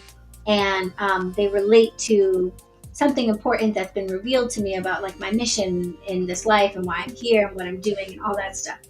And so I'm like, okay, so I got to honor these energies in my life. And when I saw the ad Paragold, I was like, oh, come on now. What are the chances? What are the chances that for the last few weeks I've been working with, doing everything with gold and copper and peridot and amethyst, and I would see this ad that pops up that says, the color of the season is Paragold, and it's peridot mixed with gold accents. And I was like, are you kidding? Like, come on, clearly. So I was like, yes, we are going to use this energy to manifest this type of space for myself. I am going to see myself every time I look at this vision board in a place that is just dripping in Paragold. Green and gold as the primary colors, and then amethyst will be thrown in there for accents. And so that's the vibe. And I could put up just like a picture of like, an apartment that has the space that I want, or the, blah, blah, blah.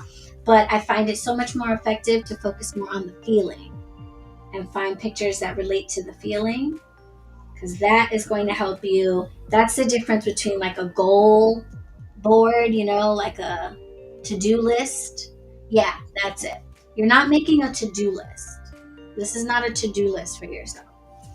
This is a manifestation tool. So this is not a to-do list for you of things to do. This is a to-do list for the universe of what to do for you.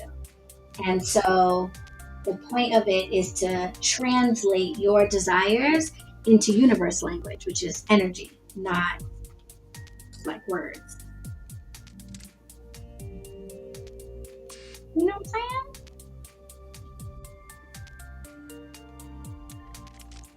Not mean, son, not mean. Period. Because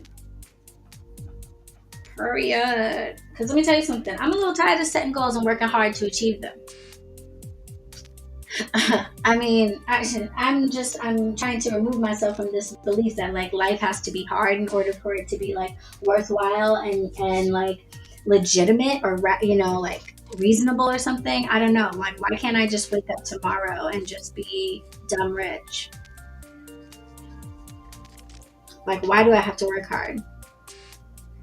Can it be fun? Can it be easy? Why don't I let somebody tell me that it can't instead of assuming that it can't and not asking? I'm just putting it out there. Like, I just want to do this. Have you ever heard of a death doula? Yes, I have some death doula friends. I think it is a beautiful, beautiful job. Insta friends. I don't have any close friends that do that work. I have some Insta friends that do that work. And I think it is beautiful. Somebody on here on Instagram, Claudine, her handle is the Death Fairy, and she is a medium, and I think she's either getting her death doula training or has done that. And then there is another person on Instagram that goes by the name Sankofas, Sankofahs,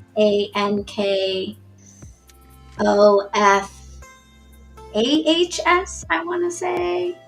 A black female with like braids in her hair. And I think she identifies as she anyway, I think. Forgive me if that's not correct. She has recently been talking about death work. I think she is a death doula, but her page wasn't originally about that. But I think she's like doing that more. I think it's incredible work, and I would like to find a caregiver for my mom when she gets to the point that she needs one. That is a death doula. So I have been paying more attention to death doulas in the like South Carolina area.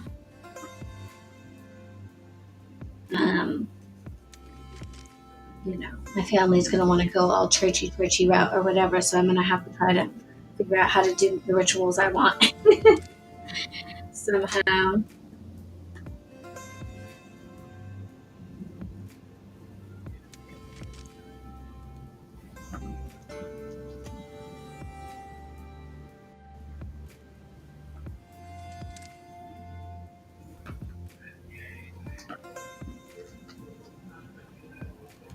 Do you have any Obia Insta friends? I don't really. We have a coven member who is Jamaican and has like Obia practice in her family, and she's like learning more about it and getting in touch with her ancestry. But she hasn't been to meetings recently. I got to check in on her actually. But I don't really. The only practitioner that I know, but who is by all accounts a great option, is Queen Co Meadows of Conjure South in Mobile, Alabama. She's got a YouTube channel, Instagram, the whole nines. And she has a shop in Mobile, but she also has an institute on hoodoo. And I think her lineage is hoodoo and Obia. She has like hoodoo on one side of family, and then the island side of her family is Obia practitioners, which is like the double whammy. Like, hello, like talk about lucking out, right? But yeah, so she has an institute for hoodoo, and lots of videos and books and things that she's written on Obia and stuff like that. So I would look into checking her out for sure. Okay.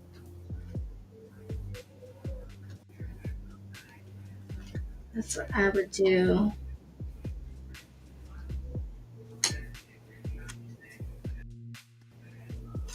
Now who I was playing music outside and I was blasting the Whitney. Yes. Okay.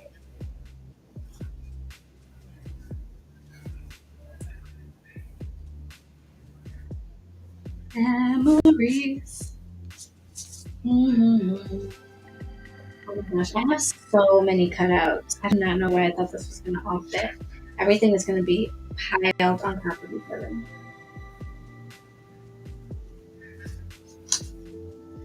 Piled on top of each other.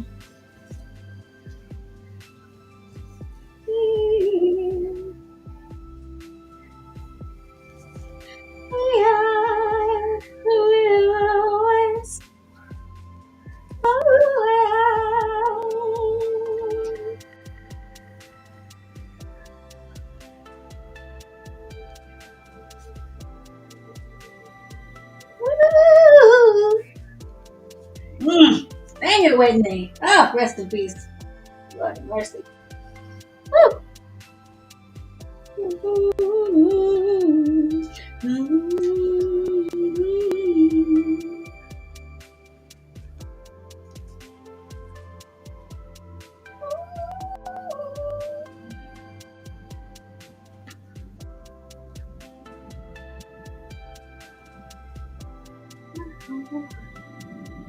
Life treats you kind, and I hope you have dreamed of joy and happiness. I wish you love. Here she go. Here she goes. Oh, did they turn it off? Did they turn it off right before the epic crescendo? Wow, that was rude, guys. Unbelievable. Disrespectful. No, I didn't watch Being Bobby Brown. I didn't. Are you going live tomorrow morning for the blood moon? Yes, I am. Yes, I am. It's already listed in the upcoming videos. Oh, they turned it back on.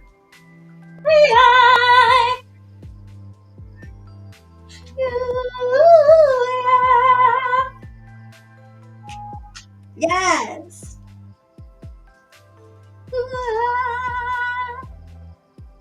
Okay.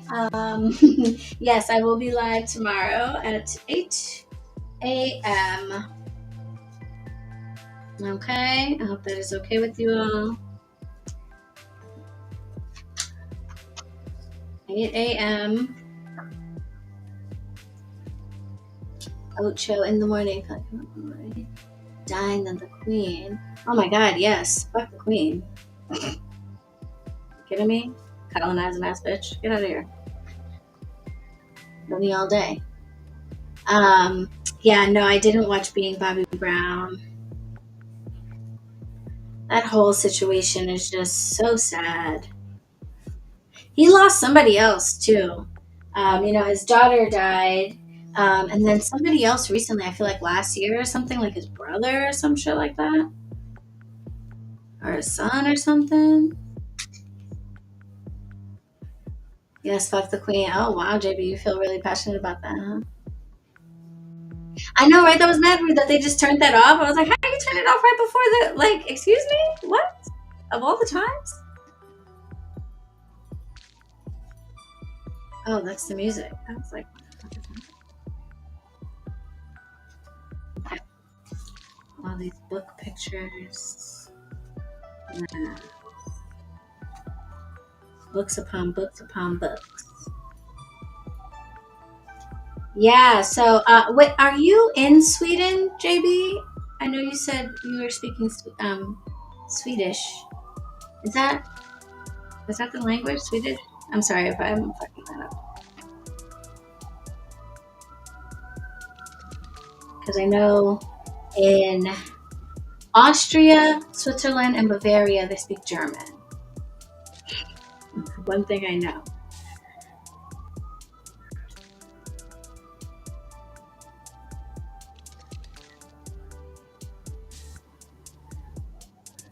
No, you're in Maine? Oh. You were very passionate about that Fuck the Queen thing, so I was like, oh, you must be in Europe, you must not be into her. But yeah, no, fuck the Queen. I mean, get out of here. Get out of here.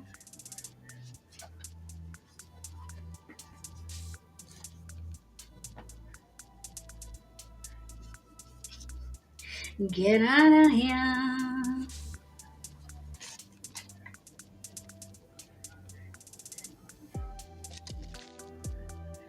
It surprises me that like England can even continue on with having a monarchy because it's just like, doesn't that just seem like mad racist? Like, I'm not calling anybody king nobody.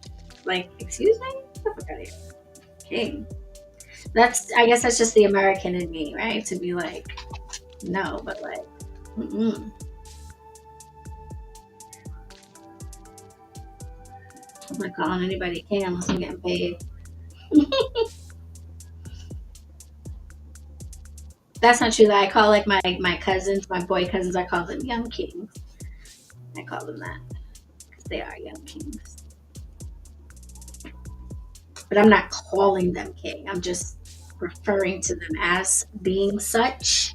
I'm not saying you're my king.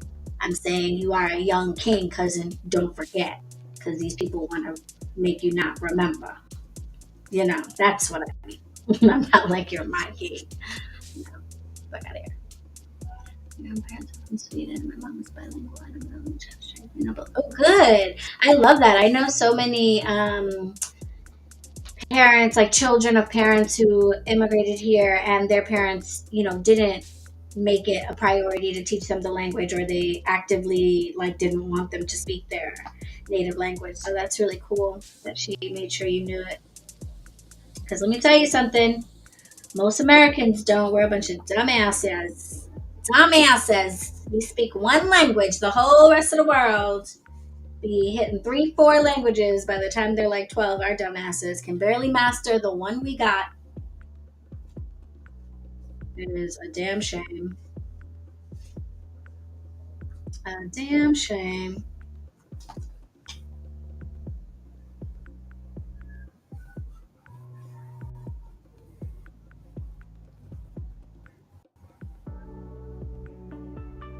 Your king is Wakandan. I feel you. I feel you. The second one's coming out, right? I'm not a big movie person, but there are certain movies that I do, feel like I have to check out, like when they come out and stuff, if I can get to it. But Wakanda was one of those. No. I know people always call it Wakanda. Black Panther was one of those, and I am so glad I did. I cried my little eyes out at the end, okay? Cried my little eyes out. Yeah, like it's November 11th, wear white. I'll think about it. But yeah, it's ridiculous that we don't learn other languages, and I mean, hey, I really want to. I've had education in school here, which is basically just vocabulary. It's not really like functional conversational speech until you get into higher education. So I have like pieces of little things that I still remember from Spanish and French class and stuff, but even less French, so definitely not much. And one of my goals, not for next year, but just in general in my life, is I do want to have a second language that I'm fluent in. And I'm trying to decide what that should be. But because I really loved Turkey when we went, like both my husband and I really fell in love with it. And so now it's like, oh, I could maybe do business in Turkey or move to Turkey or have a house there. And like, if I did that, then it would be really useful to like learn that as a second language. But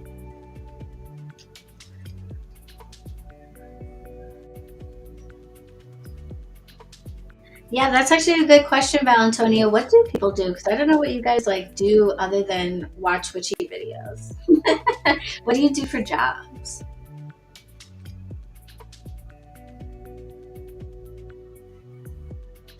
Yeah, lots of clamming. Yeah, I bet. I lived up in Vermont for 6 months. I lived on a farm in the mountains of Berkshire. So amazing.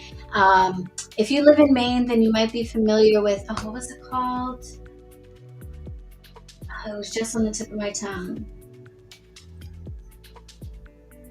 Damn, it's like this exchange program in Maine that like everybody talks about, where you basically get to go live up in Maine and you get to like like rough it. Like there's no electricity, or like I don't know if there's no electricity, but it's like there's no indoor running water. Like it's outhouses. You forage for your food. You grow your own food. Like it's a really intensive. Damn, what was it called? It was called Maine something. Maine something. I can't remember. But I went to something similar that wasn't as intense called the Mountain School, which was up in the mountains in Berkshire, Vermont. And you spend a semester working and going to school on the farm, on a working farm. So Upward Bound, yeah, okay. So Maine Coast. I think it was Maine Coast. There's Upward Bound, and then there's Maine Coast. So there's like two in Maine. One is really, really rough in it, and one is like not as bad. Um, and then there's Mountain School down in Vermont, which is like way softer. The only thing similar is we do something called solo, which is a 4-day, 3 night stint in the woods up in the mountains that every kid does alone. That's why they call it solo. So the whole semester, you're training for solo. So you're taking earth science classes, you're doing rock climbing, you're learning basic survival skills, how to start a fire, how to suspend your food up in the air to keep them away from predators, how to poop in a hole, like, how to find fresh water, how to like sanitize your water, all that stuff. So you learn all that stuff, all how to identify trackings and like know when an animal's nearby. So you do all that stuff all semester, and then at the end, like the week before the semester's over, you're broken up into groups of like 10, and each group of 10 goes up a certain part of the mountain, and you're dropped off 1 mile apart from each other. And you have a system, it's actually really genius, where down by the river where they let you everybody's on a stream, so they let you off on your spot, and you're supposed to walk inland from the stream and set up your camp and stuff like that, and they recommend you go like a mile up from the stream. But down at the stream, each kid gets a Ziploc bag with like rope that ropes around a tree that's down at the river, and in it is like a notepad and paper and like a little flag. And every morning you go down and you put up your flag, and if you have any issues you can leave a note, but otherwise you just put up your flag. And the faculty hikes the 10 miles every day to the different base camps and checks to make sure that each kid has put up their flag. If you don't, then they'll come check on you. And then each of us are given a whistle, a really loud whistle. And if you hear the whistle from either direction, you are supposed to blow the whistle, and the whistle will go down the line to base camp where the faculty is. So if they hear a whistle, then they'll come running up the whole length and check on everybody. So sounds like Naked and Afraid. Kind of. But we were definitely not naked. And we took like huge hiking backpacks worth of stuff. I had 4 days worth of food. Not great food. It was ramen noodles and like, dehydrated stuff and like bars, granola bars and things like that. But it was food. And we had iodine tablets to make sure nobody got fucking giardia. That stuff. So we were good. It was pretty cool. I only got weirded out one night when I realized, I think it was the first night when I realized that my tarp, because we didn't have like tents, it was tarps that we were taught how to suspend rope and hang the tarp around to make a tent. And then we had like the silver lining, like heat bags, and then like sleeping bags. But I realized that my tarp was smack in the middle of some very large animal's path to the river. And I don't know how I didn't notice that the first night. But after when I first got there, but after my first night, I wake up to go down to the river in the morning, and there's like fresh, hot, steaming scat of like either a moose or a bear. And I was like, oh, fuck, shit. And then I like kept looking and saw that there was one like uphill of my tent. And I was like, oh, okay, I am 100% in the wrong place. But I was not great with my rope tying and stuff. And I was just like, I cannot undo my tarp and redo it. Like, I can't find another place. I found the only 3 trees that gave me the right triangle. I was just like, no, I'm not moving. It is what it is. And I survived. Hey, Green Goddess. That's all right. We're still making. I'm going to be here for a little bit. Where do we want to go from here? Let's do this up here.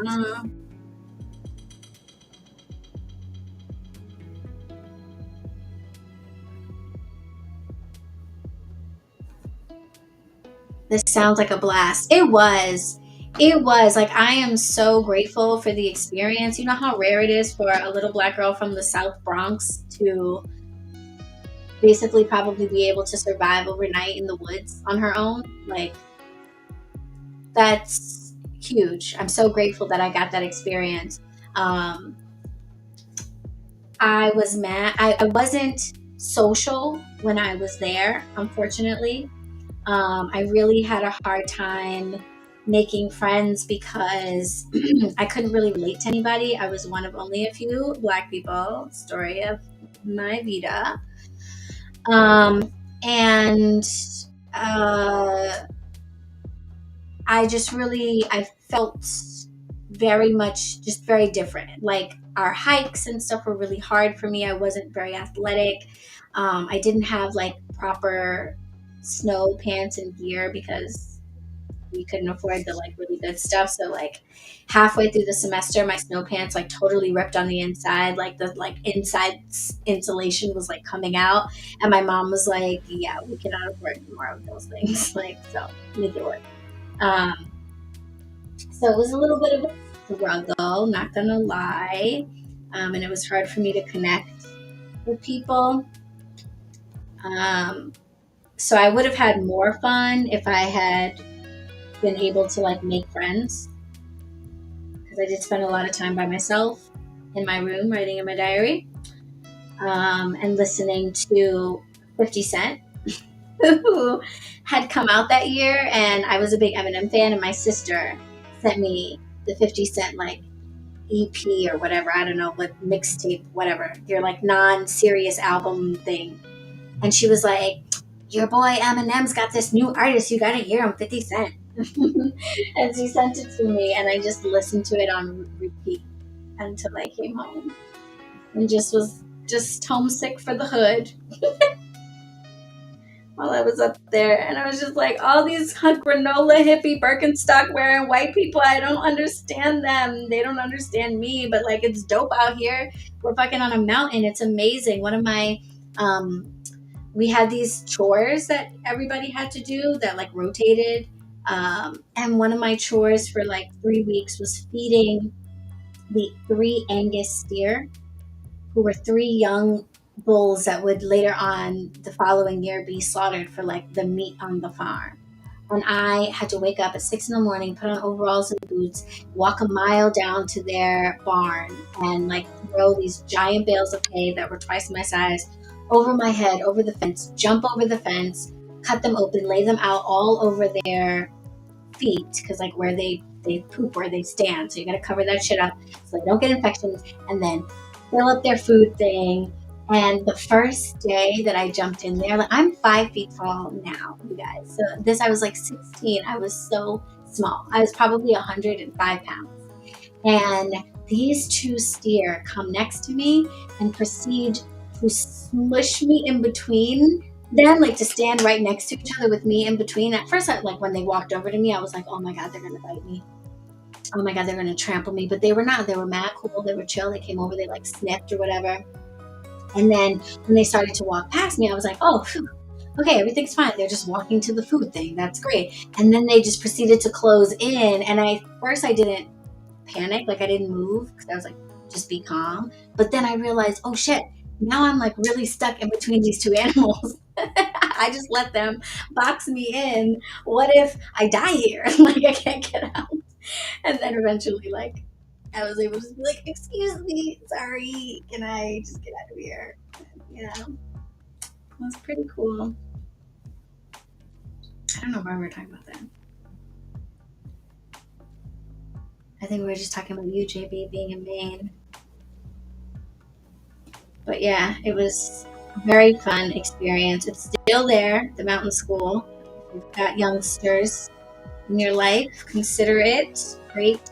Um, learning how to identify trees and plants. It was really cool learning there how to identify trees because I was there for the winter semester. So everything was, dead. Like, um, so I had to identify trees from their branches and their buds. And forgot a lot of it, but I would have fainted. It was very intimidating. Like their backs came up to my face, and I was just like, "Oh my god, what if they don't move?" I was like, "Oh shit, I should have moved." And then it was fine.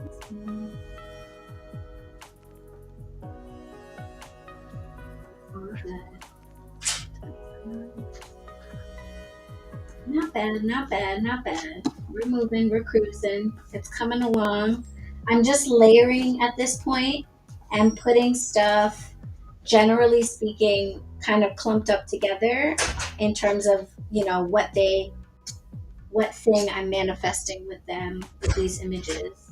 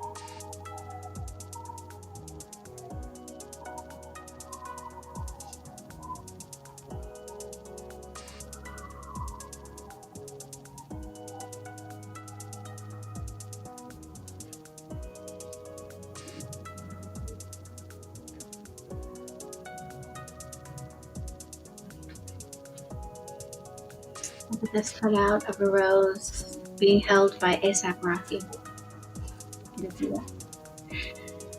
It's a rose. And that's A$AP Rocky's hand. A$AP Rocky has nothing to do with this manifestation, but just sharing. Just sharing. Next year when we do this together, you can be like, that's A$AP Rocky's hands. What was that manifesting? Now you can tell us.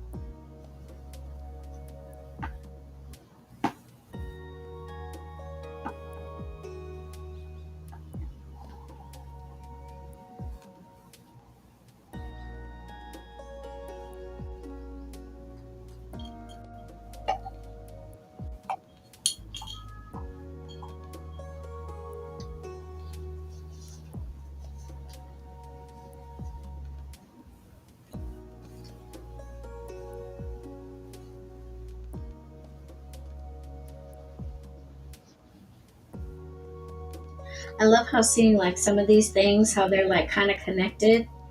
So there are like things that I want to manifest that I'm like, oh, actually, this is going to help me with that. So we should put them together. Or like this affirmation, I mean, like relates to this. So all starts to paint a picture what the year is going to be.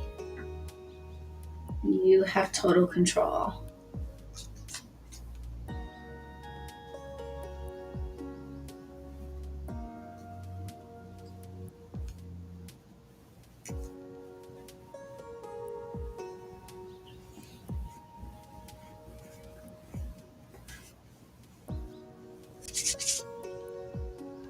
Right.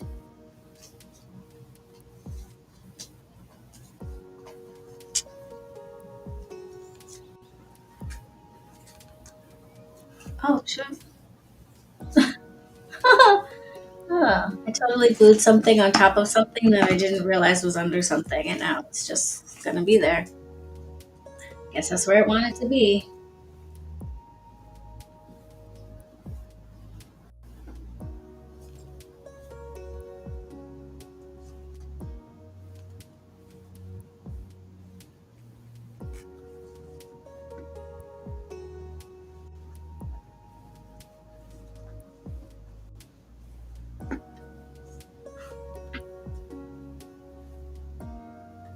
Do I celebrate Yule? I do.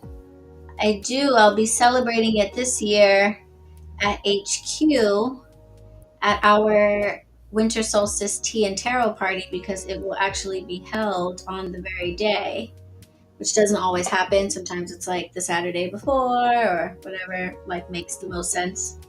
Um, but this year, the winter solstice party is going to actually be on the winter solstice. So that's how I'll be celebrating primarily. Some years I make a little Yule log for myself. I've posted on my Instagram before. And I have a video on all of the Sabbats. I think I did them all. I might have missed a couple, but I did most of them.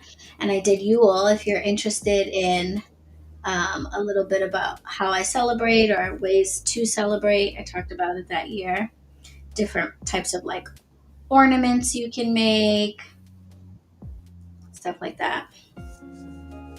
Little Yule magic that you can incorporate into your ornaments, which is fun if you live in a house where they put up a Christmas tree but would be weirded out by you having a Yule log or some type of like magic going on.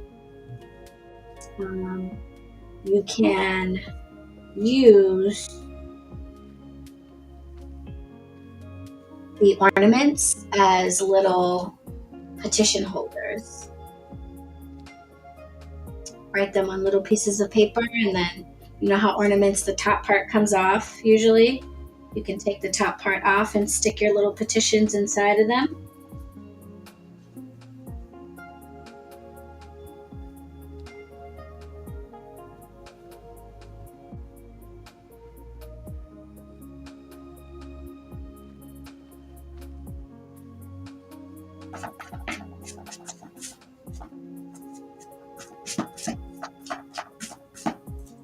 Yule for me is a time for making preparations because the holidays are usually wild and a little stressful and like time consuming and draining. And then right after you have this like dullness that happens. And if you're in like types of work, like I used to be in hospitality, those would be the dry periods. And you really need to start planning around like probably earlier than that, but definitely by the solstice, having an idea of what you're going to do for the down months of January and February.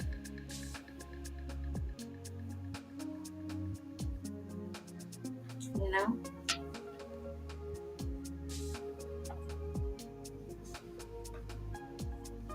I don't have to craft in the closet, but I love that idea. Oh yeah, that's good. That is good. yeah, then you might like a Yule log situation. That is very crafty. If you like your crafting, going out in nature and finding the right log.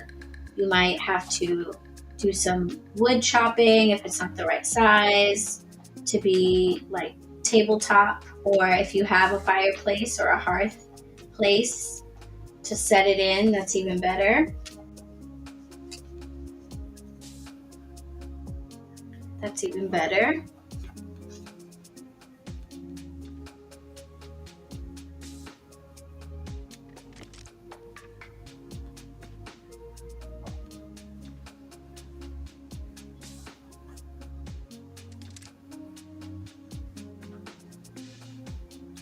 And I like the solstice, the winter solstice, as a time of like letting go, because that's the time to let go of the stuff that you don't want to carry into the new year.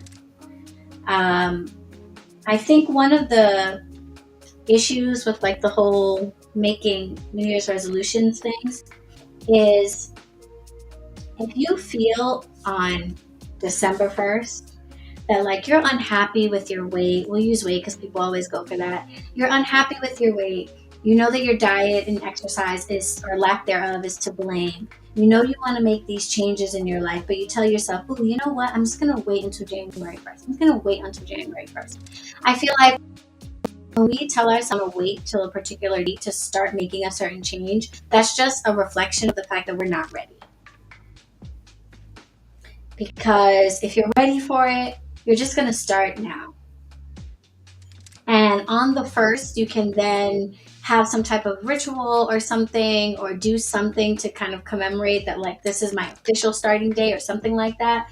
But I think if you're like totally, eating 2 cakes a night or whatever, not exercising at all, and you just swear that on January 1st, you're just going to like put everything down. It's just, I think that idea just means that honestly you're just really not ready, and you're just putting off having to think about it for right now.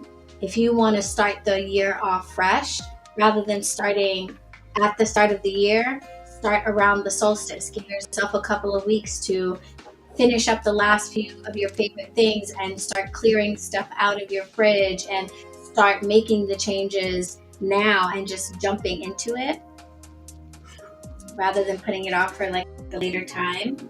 So I feel like the solstice is the time to say, like, I'm done with you, I'm done with that, I'm done with this habit, I'm done with that, and start taking steps forward. And then by the 1st, then maybe it's like, concrete or whatever.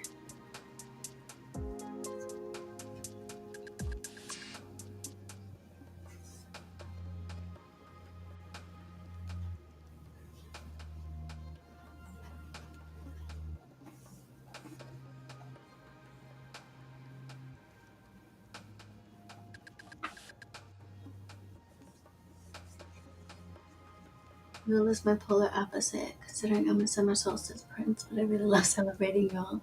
Yeah. What's your winter drink of choice? My winter drink of choice. I like a lot of chai, so that definitely increases in the winter. I like chai.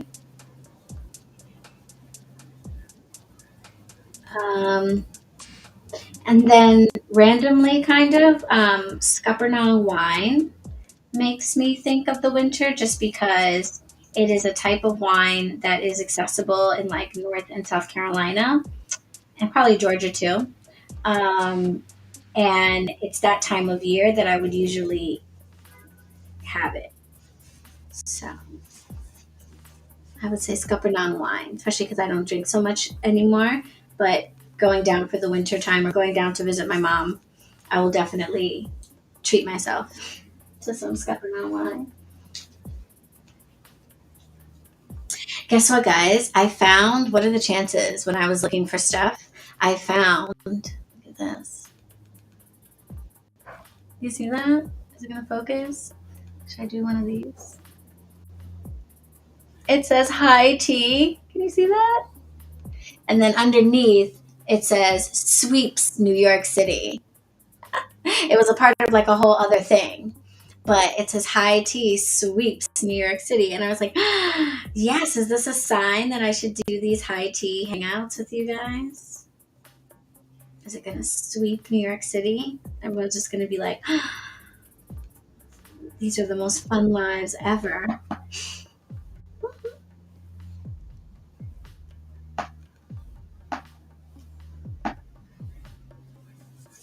Love that, right? What are the chances, right? What are the chances that it says high tea and the line underneath it perfectly says sweeps New York City right underneath?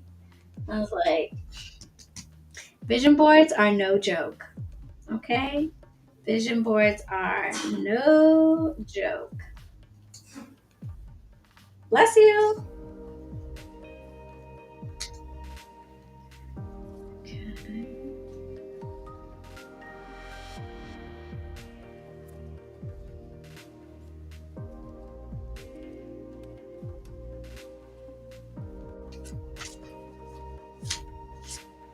Okay. Okay.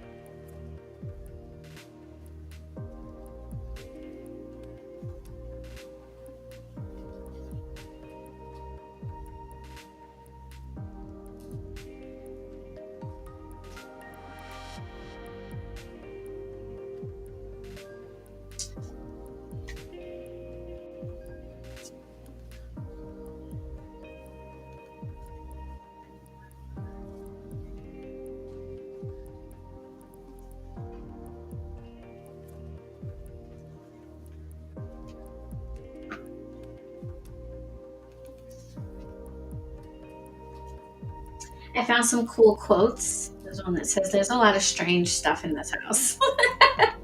I was like, yes, that is my vibe for my dream home.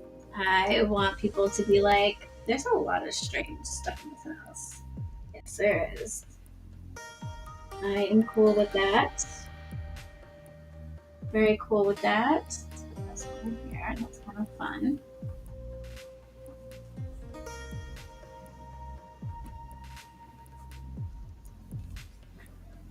Yes, there is.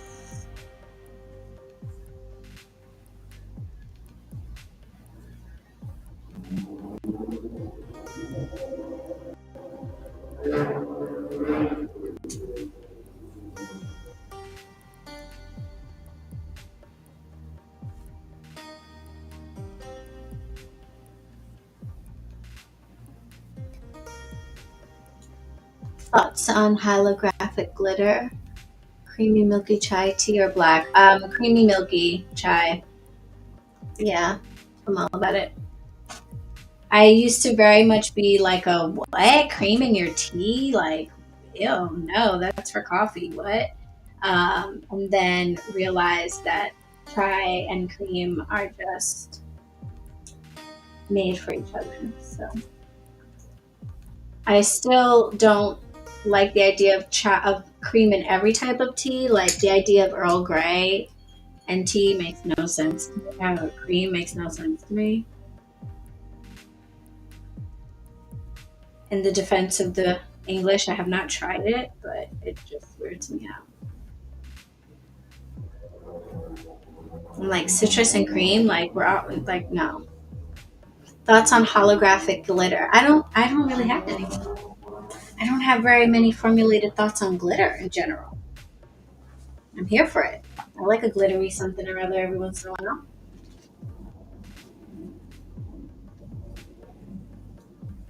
I'm down. Down with a little glitter action. I'm down for a little for glitter action.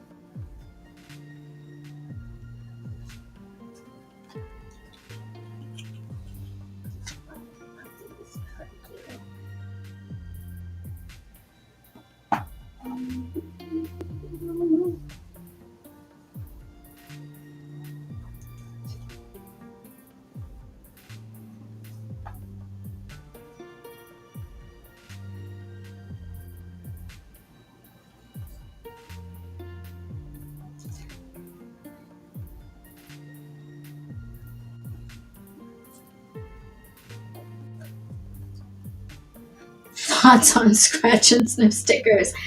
I don't know that I have many of those on that either. I don't know that I spend a lot of time thinking about craft items so much as just using them when I need to. I remember being very impressed and amazed by the technology as a kid because it came out when I was a kid. So it was like, what? But I also feel like it got old kind of fast because they don't really smell that great usually. I don't recall. Anyway.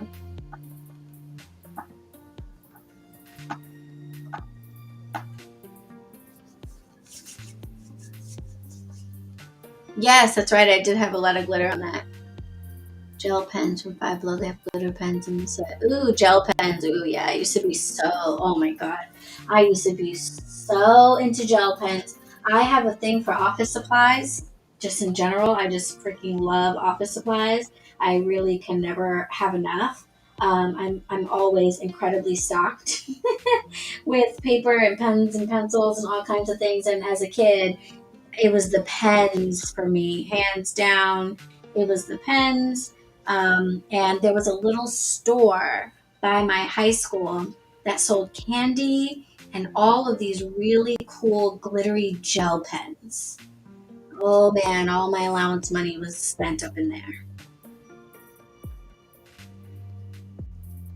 I loved them.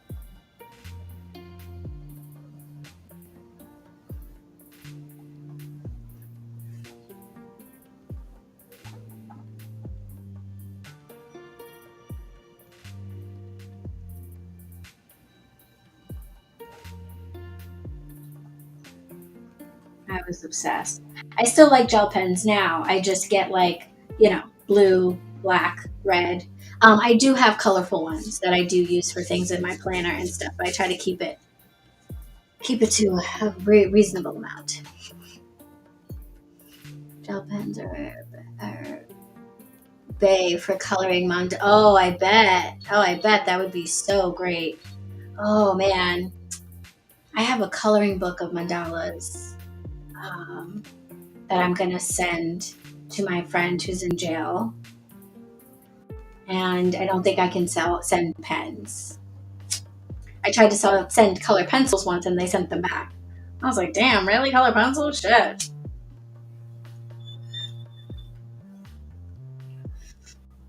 I'd be like, you gotta be a cold hard killer to kill somebody with a color pencil.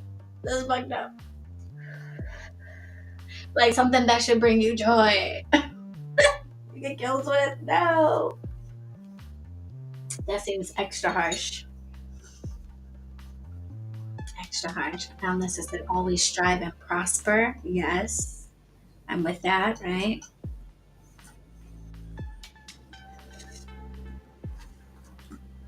Yeah, always striving and prospering.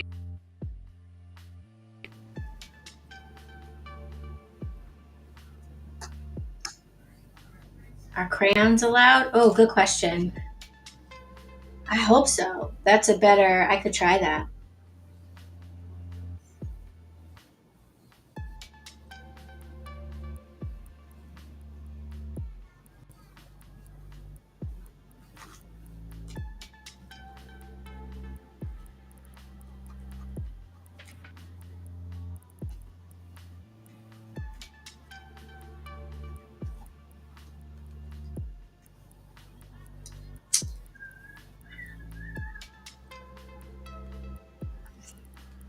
I'm excited for us to talk to Alwyn Dawn is her name. I think it's Alwyn. Maybe it's Alwyn, but I think it's Alwyn.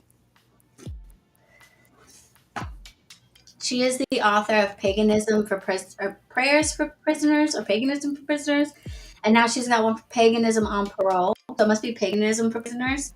I got Paganism on Parole from Llewellyn, and I totally forgot to ask them if they could send me her old book, because of course they sent me the upcoming book, which is Paganism on Parole, but my friend's not on parole yet. So I was like, I kind of want the for prisoners one. So, but we're gonna talk to her season 2 of BetterWitch. So.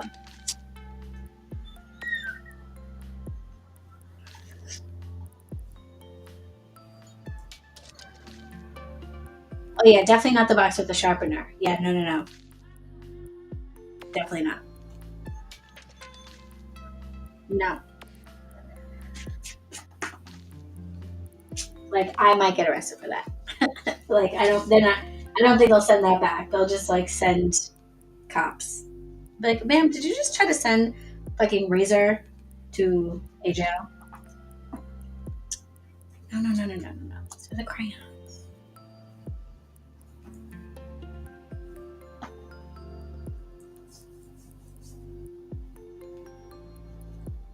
Okay, I'm gonna expand here. I'm starting to clump up some of these pictures a little too much. And maybe if I can more spaces.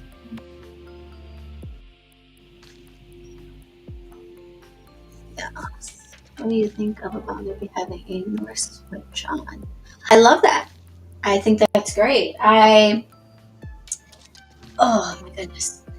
The thing about BetterWitch that's a little bit tricky in terms of like choosing people to come on is that I want to be able to have like really casual conversations with folks. I feel like that has been a big factor in um, the conversations flowing so smoothly and people like enjoying them. So I would really like to kind of keep that vibe as best I can, which means it's best for me to talk to people for the most part that I feel some kind of connection with, or that I've, maybe been talking to in the DMs, or, something like that. And most of these folks I've had like some interaction with, or I know their stuff. Um, Kind of thing. So I think because my focus is not really on Norse witchcraft, I don't know that I followed very many folks that specialize in that. I don't necessarily have anybody off the top of my head that I'm like, oh yeah, I would have like an easy conversation with them. Like I totally want to talk to them. I already like I get their vibe, or I've heard of them. I've watched their thing. Like you know, so I'm open to talking to absolutely anybody who is an expert in their area of the craft and can share some insight through talking about their own experiences on how a witch who's also interested in that area of the craft could go about learning about it a little bit better than they did, with a little bit smoother, is kind of the idea. So if you recommend folks, I'll definitely try to check them out and, let that like natural interest develop. You know what I mean? You know what I'm saying?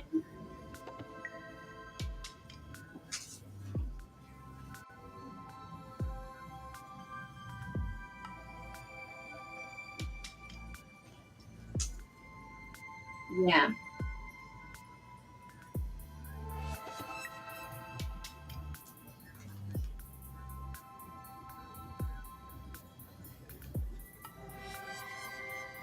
Just because I don't want the conversations to be like, so tell me, what is Norse witchcraft? Like, and have it literally be something that I'm learning.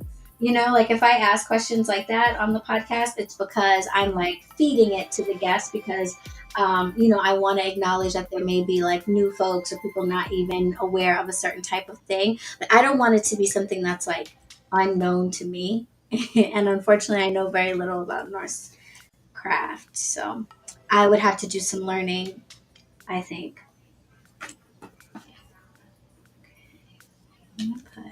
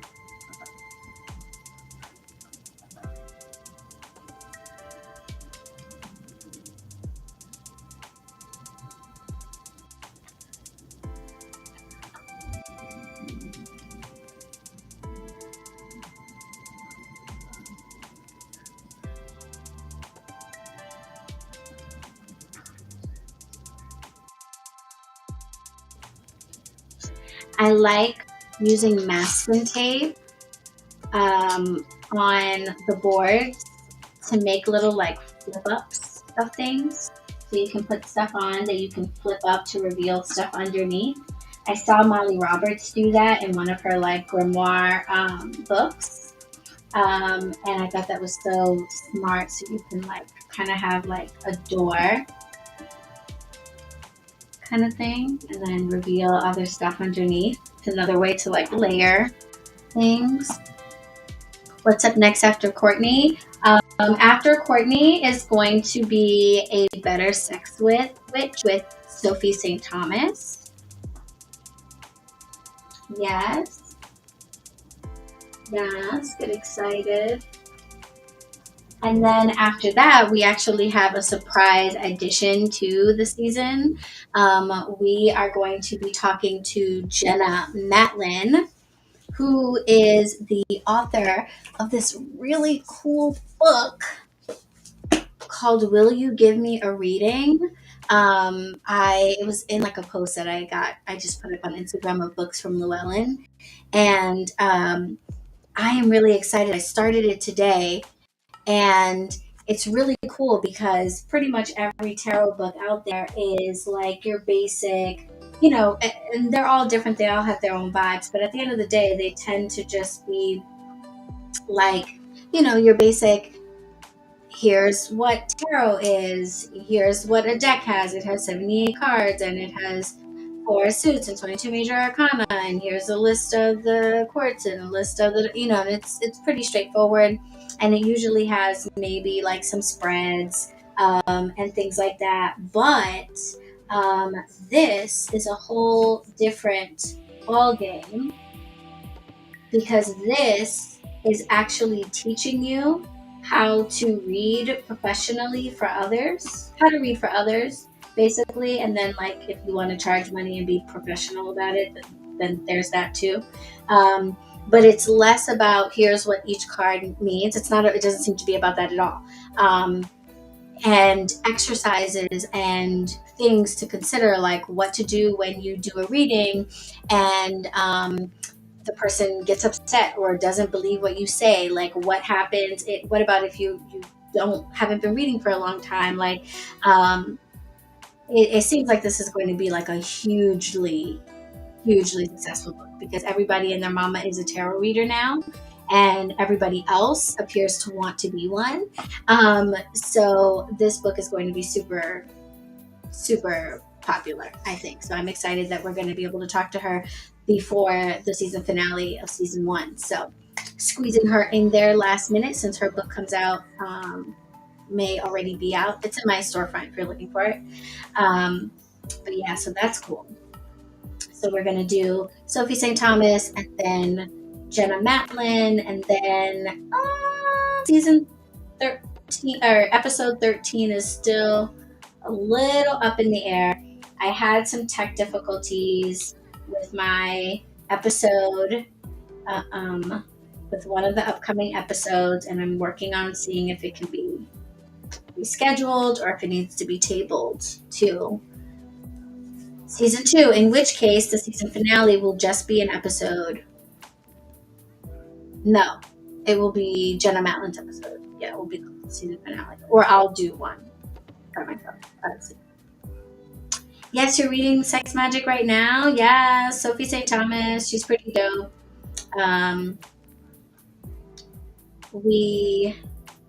She sent me her lipstick. She's doing a collab with Glamour Witch, somebody. Sorry, I don't know right now. I haven't prepared myself because I am not posting about it till next week when her episode's airing, or later this week. But she made a lipstick and it's gorgeous. It's a dark, deep red, and I'm excited because I've wanted a new lip color and I wanted something on the darker end. I really like my dark blue lipstick, but I can't do that all the time. And dark purple kind of makes me look older, I feel like. So I'm excited to get into this red because I'm like, nice. It's not a cherry red. So, as a brown skin woman, I prefer a red with a little more to it. You know what I'm saying? That bright Barbie red's not really my thing. So, okay, we're doing good. I still have space for some stuff. Yay.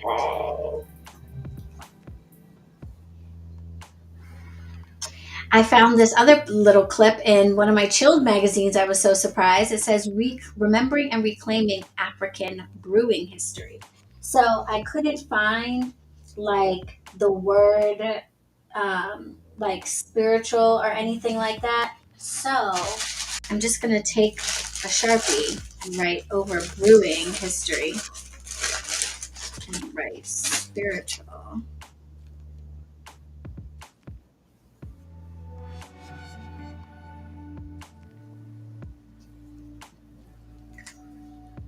Boom. Fixed. How are you enjoying sex magic? How do you like it? Starts off pretty intense, huh? From like the first page, I was like, oh, okay, we're starting here. Okay, we're working sex. Did you just penetrate yourself with that? Okay, wow. Let's do it. Let's do it. But it was actually, nothing is coincidental. I am learning every day to go with the flow better because the flow is really pretty epic. And not coincidentally, having her interview and reading excerpts of her book to get ready for the interview totally came in handy in my actual life, incorporating sex magic into some work that I was doing for myself. So I was like pretty excited about that. Really paid off. Perfect timing.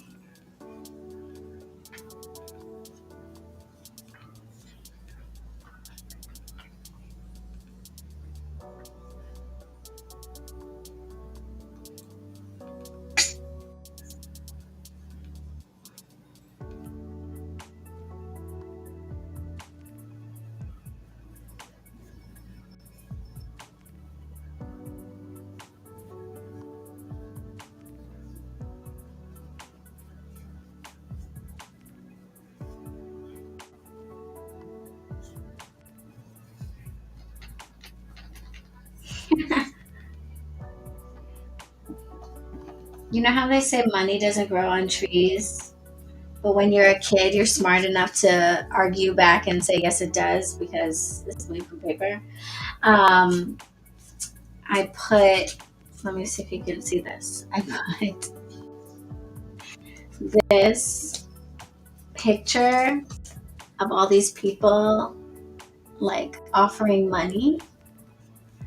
I put them up in this tree, like connected to the arms that are holding the like wallet in the middle, so that it's like they have money up in the trees. You know what I'm saying? Because that's the type of prosperity we're manifesting around here. It just grows on trees, because it sure does. Honestly, it's the second one I read this year. I didn't really care for storms, but this one I like. I'm enjoying her writing style. Oh, you've been doing a lot of sex magic work, JB? Oh, all right. I support it. It is very effective energy, especially for helping to manifest um, physical things.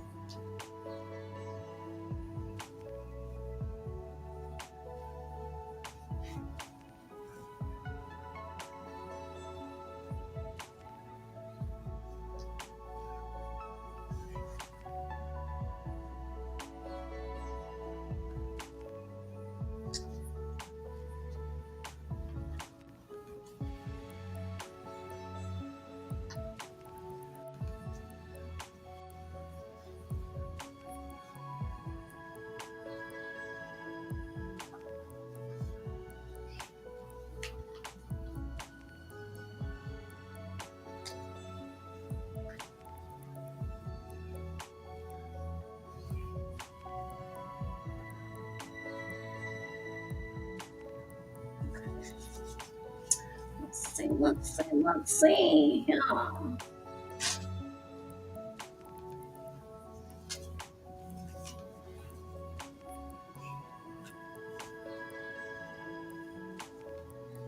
I don't really know why I cut out this capital one thing. Like I feel like I thought I knew, but I don't. Let's do.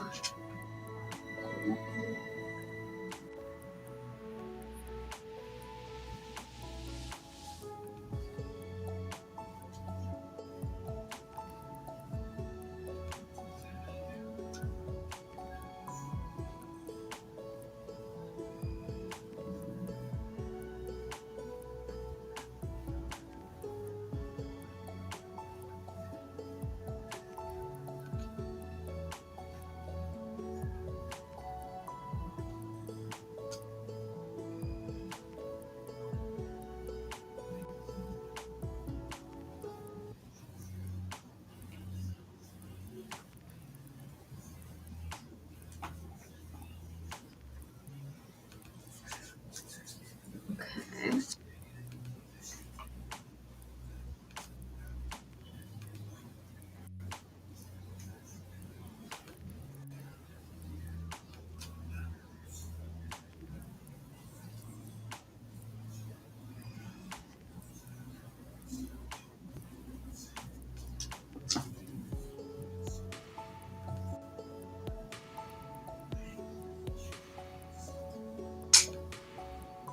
More reading than applying. Hey, knowledge is power.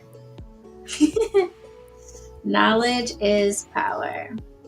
So it is good to learn all the ways, learn all the theories, and then you'll apply what resonates, you know? When the time comes. If the time comes.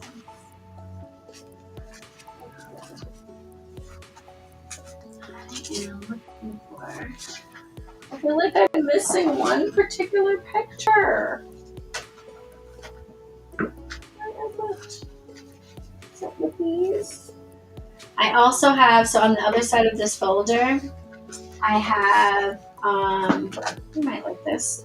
I have pictures of my various like baths and workings and things through the year. You guys have seen these online. Can you see that? Right? It's being hidden from your views. I found these offerings in my neighborhood. They're not mine. And I was like, oh, that's somebody's offerings. That's not accidental. Um, but yeah, so I have all these pictures of like different workings and rituals and stuff that I take over the years, like over the year while I'm doing things. And they'll just like be in my phone and I'll regularly dump them into a folder and then print them and put them in my book of shadows. So I find I've begun to realize that that's like super helpful, you know, because I'll write out what I did and be like, okay, I put this and that, and I did this and that, and I used this prayer and I did this thing. But just taking a picture of stuff is like super helpful. So I've started doing that. So I've got to go back. Those are all the pictures from this past turn of the wheel. So I'm going to go back mask and take those into my book of shadows where they belong. And then moving forward, I will be just doing it like right away so that they're not just like backed up on my phone. So I'm looking for one freaking, I have every little picture, but I'm looking for one word to bring this all together.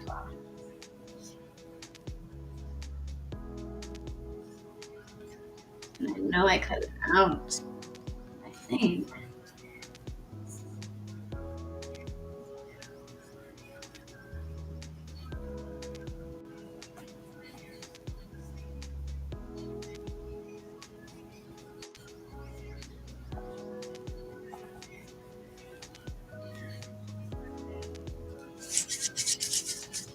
I think my husband's watching something about Black Panther because I can hear the Toby Wigway Coast Contra music in the background.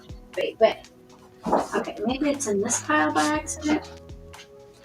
Did it fall into here? Oh, it looks like one of my favorite little pictures.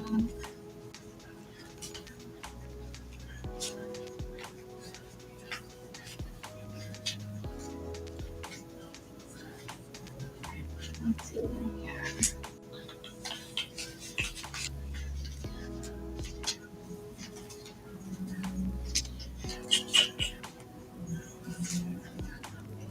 What are the chances that one little picture is missing?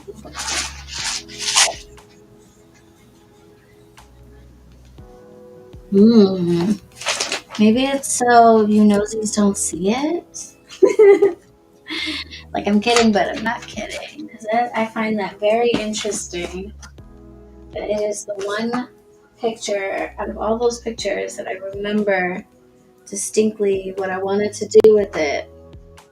And it's like, nope, people are watching. Okay, we can add it later.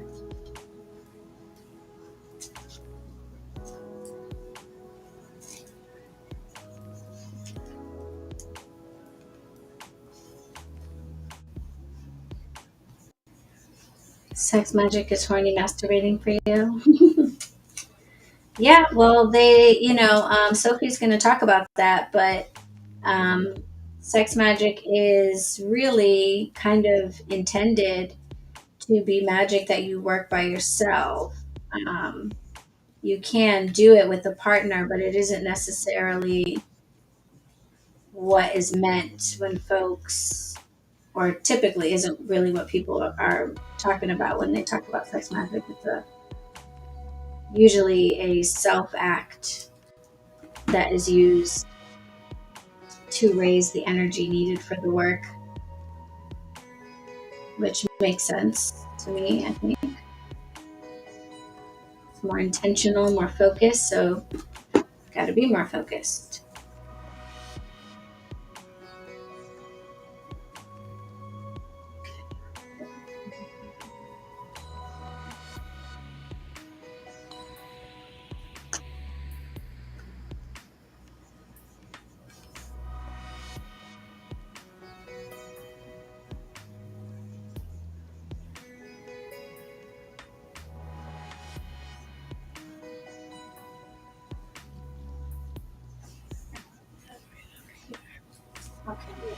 Okay. Where'd she go? My little witch. My little witch that ends up in everything. What didn't you like about Storm's book? Oh shit. I have never read his stuff, which I would like to get around to, obviously. But I have not, so I'm curious why it wasn't hitting for you.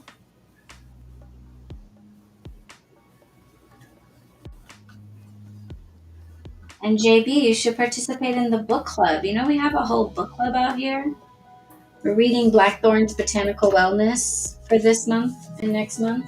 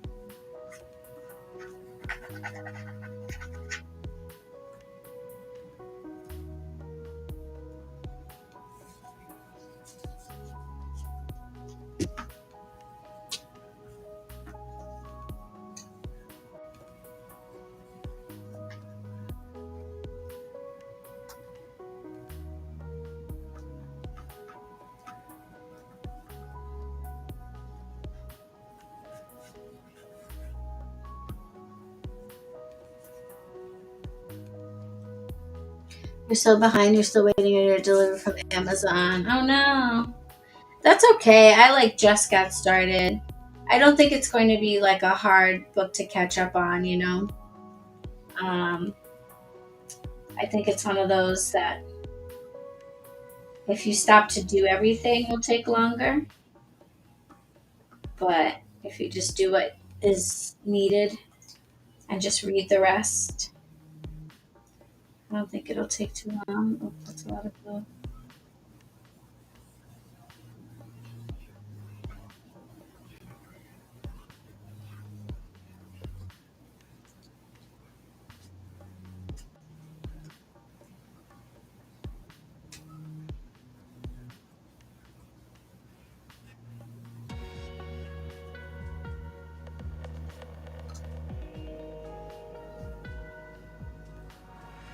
Okay. Oh, sucky now. I think we're done. Okay, let me see. I have like two more pictures that could go somewhere, yes.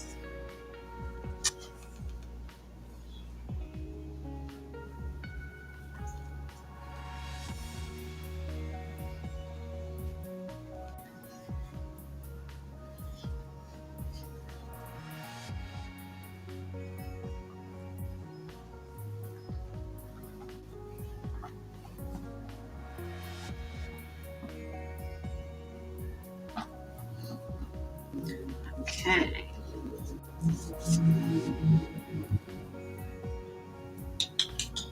Alright, I think that's it. I have, let me see, let's also put, yes,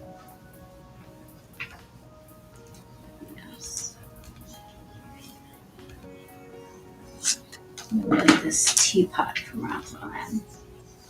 Okay,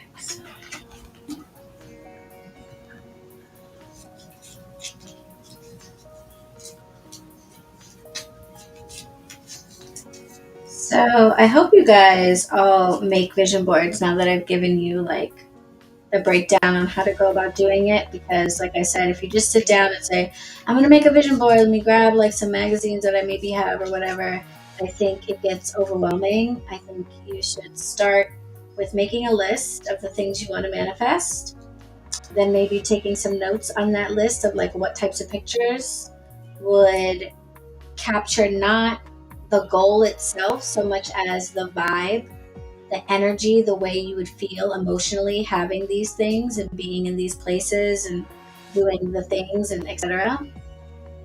Um, and then go looking for those, and whether that means grabbing them from magazines or going online, Pinterest, Google, finding pictures, and put them together in a file, and then print them all out. Get your supplies together. Give yourself a couple types of tape and a couple types of glue, and have at it. And some scissors. I saw something in the bin to the side. Looks like there's a pink boot in it. Oh, it's actually a white boot that is in a like sheer pink bag. It's incredible. Good eye. Yeah, and the boot is a tall boot, but the top is folded over. But those are like these white winter boots I decided to get one year. Like I never wear them. I should get them.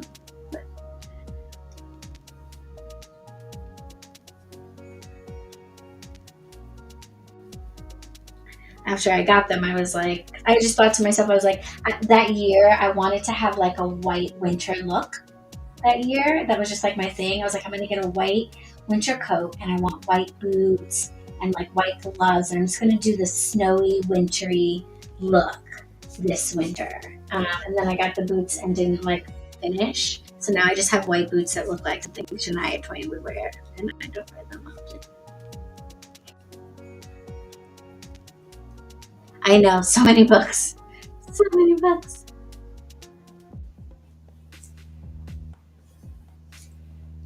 Storm's book, The Witch's Name, is amazing. Oh, is it actually about finding your witchy name? Like renaming yourself? Okay. Yes. Yes. Okay, it only took forever. Have we been on this for 3 hours? There we go. Okay, no long peaks. That's all you get.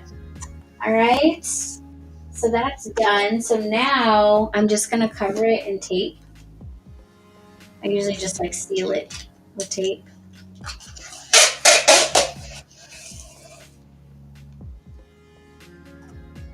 So everything is adhered.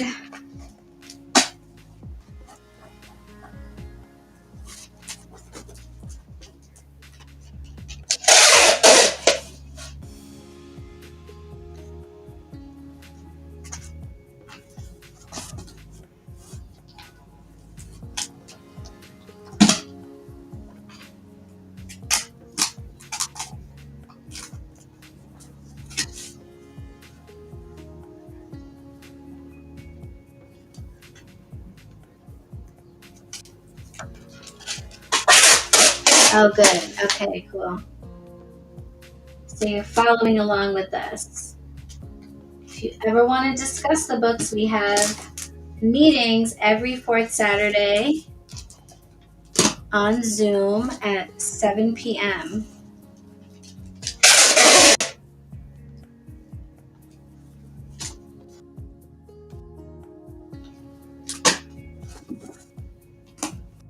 And we read one book every 2 months, but we have so many books that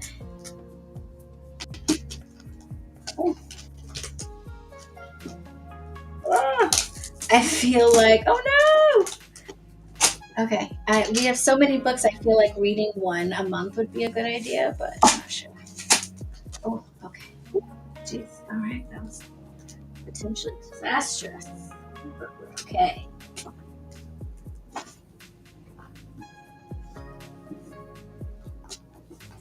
Okay, yeah, we're okay. It's a little more. That's all right. Nothing too serious. What is the purpose of the packing tape? To seal everything in, my dear. Glue is, I'm using like Elmer's children's glue here to hold down stuff that, like, some of these things are tarot cards. So this it's the equivalent of laminating it. Yes, protect the dream, Antonia, exactly. To protect the dream. Sealing it in. Sealing the work. Literally. Sealing the work.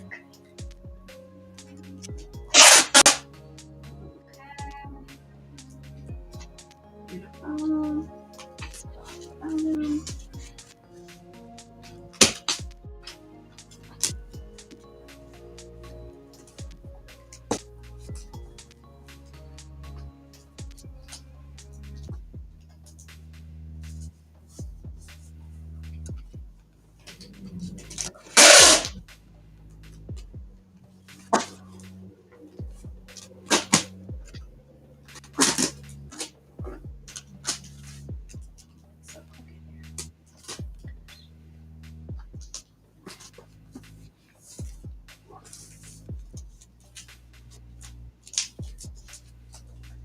All right. Sealed from the elements. I almost taped down my flappy door, but I remembered at the last second not to put tape over that part. So I still have my flappy door. And yeah, there she is. 2023. We'll check in a year from now. See how it went. All right, I'm going to do my Book of Shadows updates another day because that's way less interesting. That's just me going through and like rereading the whole year basically and just like taping in the stuff where they go. So that won't take as long, I don't think. But I'm not doing that tonight. It is my bedtime. I'm already showered and in my pajamas, which means get excited and in for tarot in the morning. You will be seeing this exact situation because all I have to do now is brush my teeth and take out my contacts and get in bed to do some reading. I think I'm going to be doing some reading of Jenna's book for the next few nights because I want to be prepared for my chat with her coming up soon. So I'm going to read that tonight, I think. You are so welcome. I definitely pray that that was helpful. I want each of you, seriously, like, you are my coven folks, okay? If we're going to be serious here, I need you guys to listen to me and actually do the shit that I say do.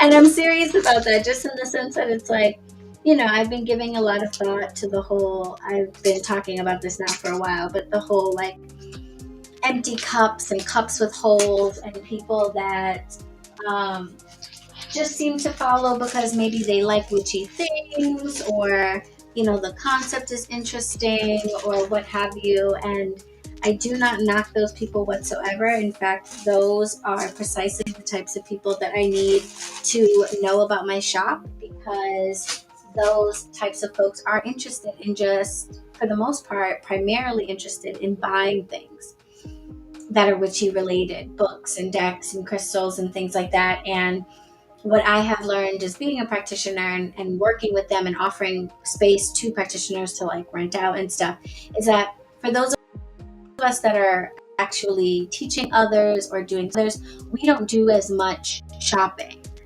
because we make a lot of our own things, or we have particular places where we get them.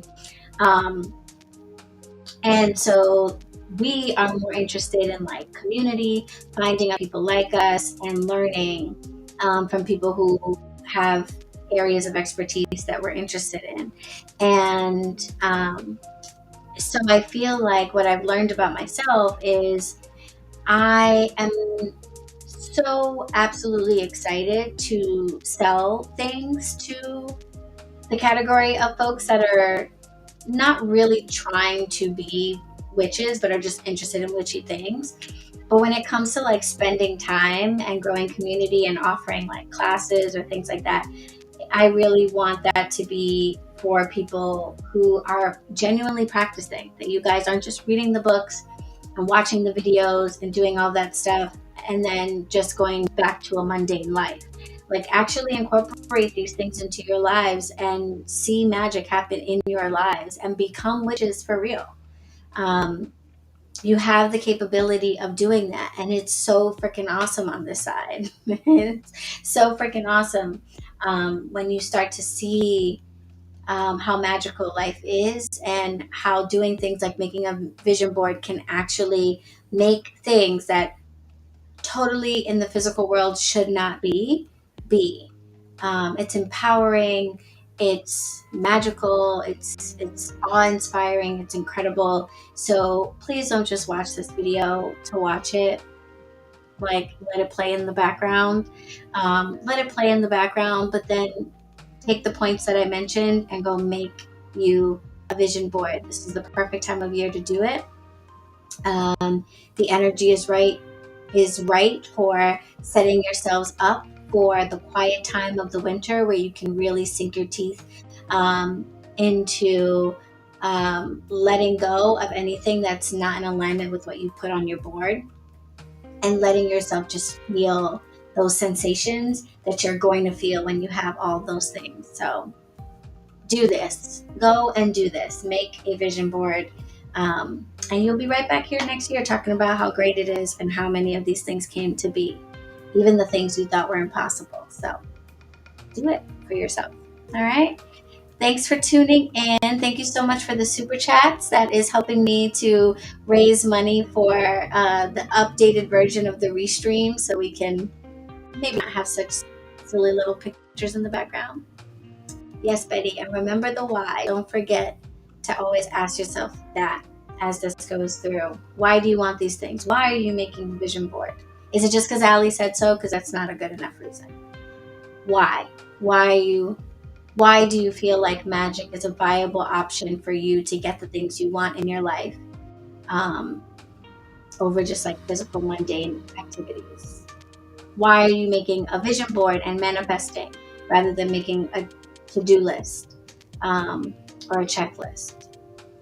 all those things is going to help. So anywho, thank you guys for hanging out with me while we did this. This was lots of fun. This is our first high tea, which I definitely think we will do more of. And I think you guys are dead on with the poll. I think the best thing to do is for these to be private for Coven only, so we don't have to worry about trolls and comments or anything like that. People can share the things that they want to share in the group, etc. And then we'll make it public and everybody can know what they missed out on. Why not? All right. So thanks so much for being here. I will see some of you, I imagine, in the morning for tea and tarot.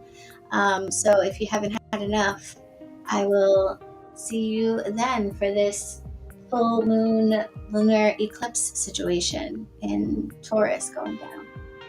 All right. Have a good night, everybody. Thanks for hanging out with me. Blessed be.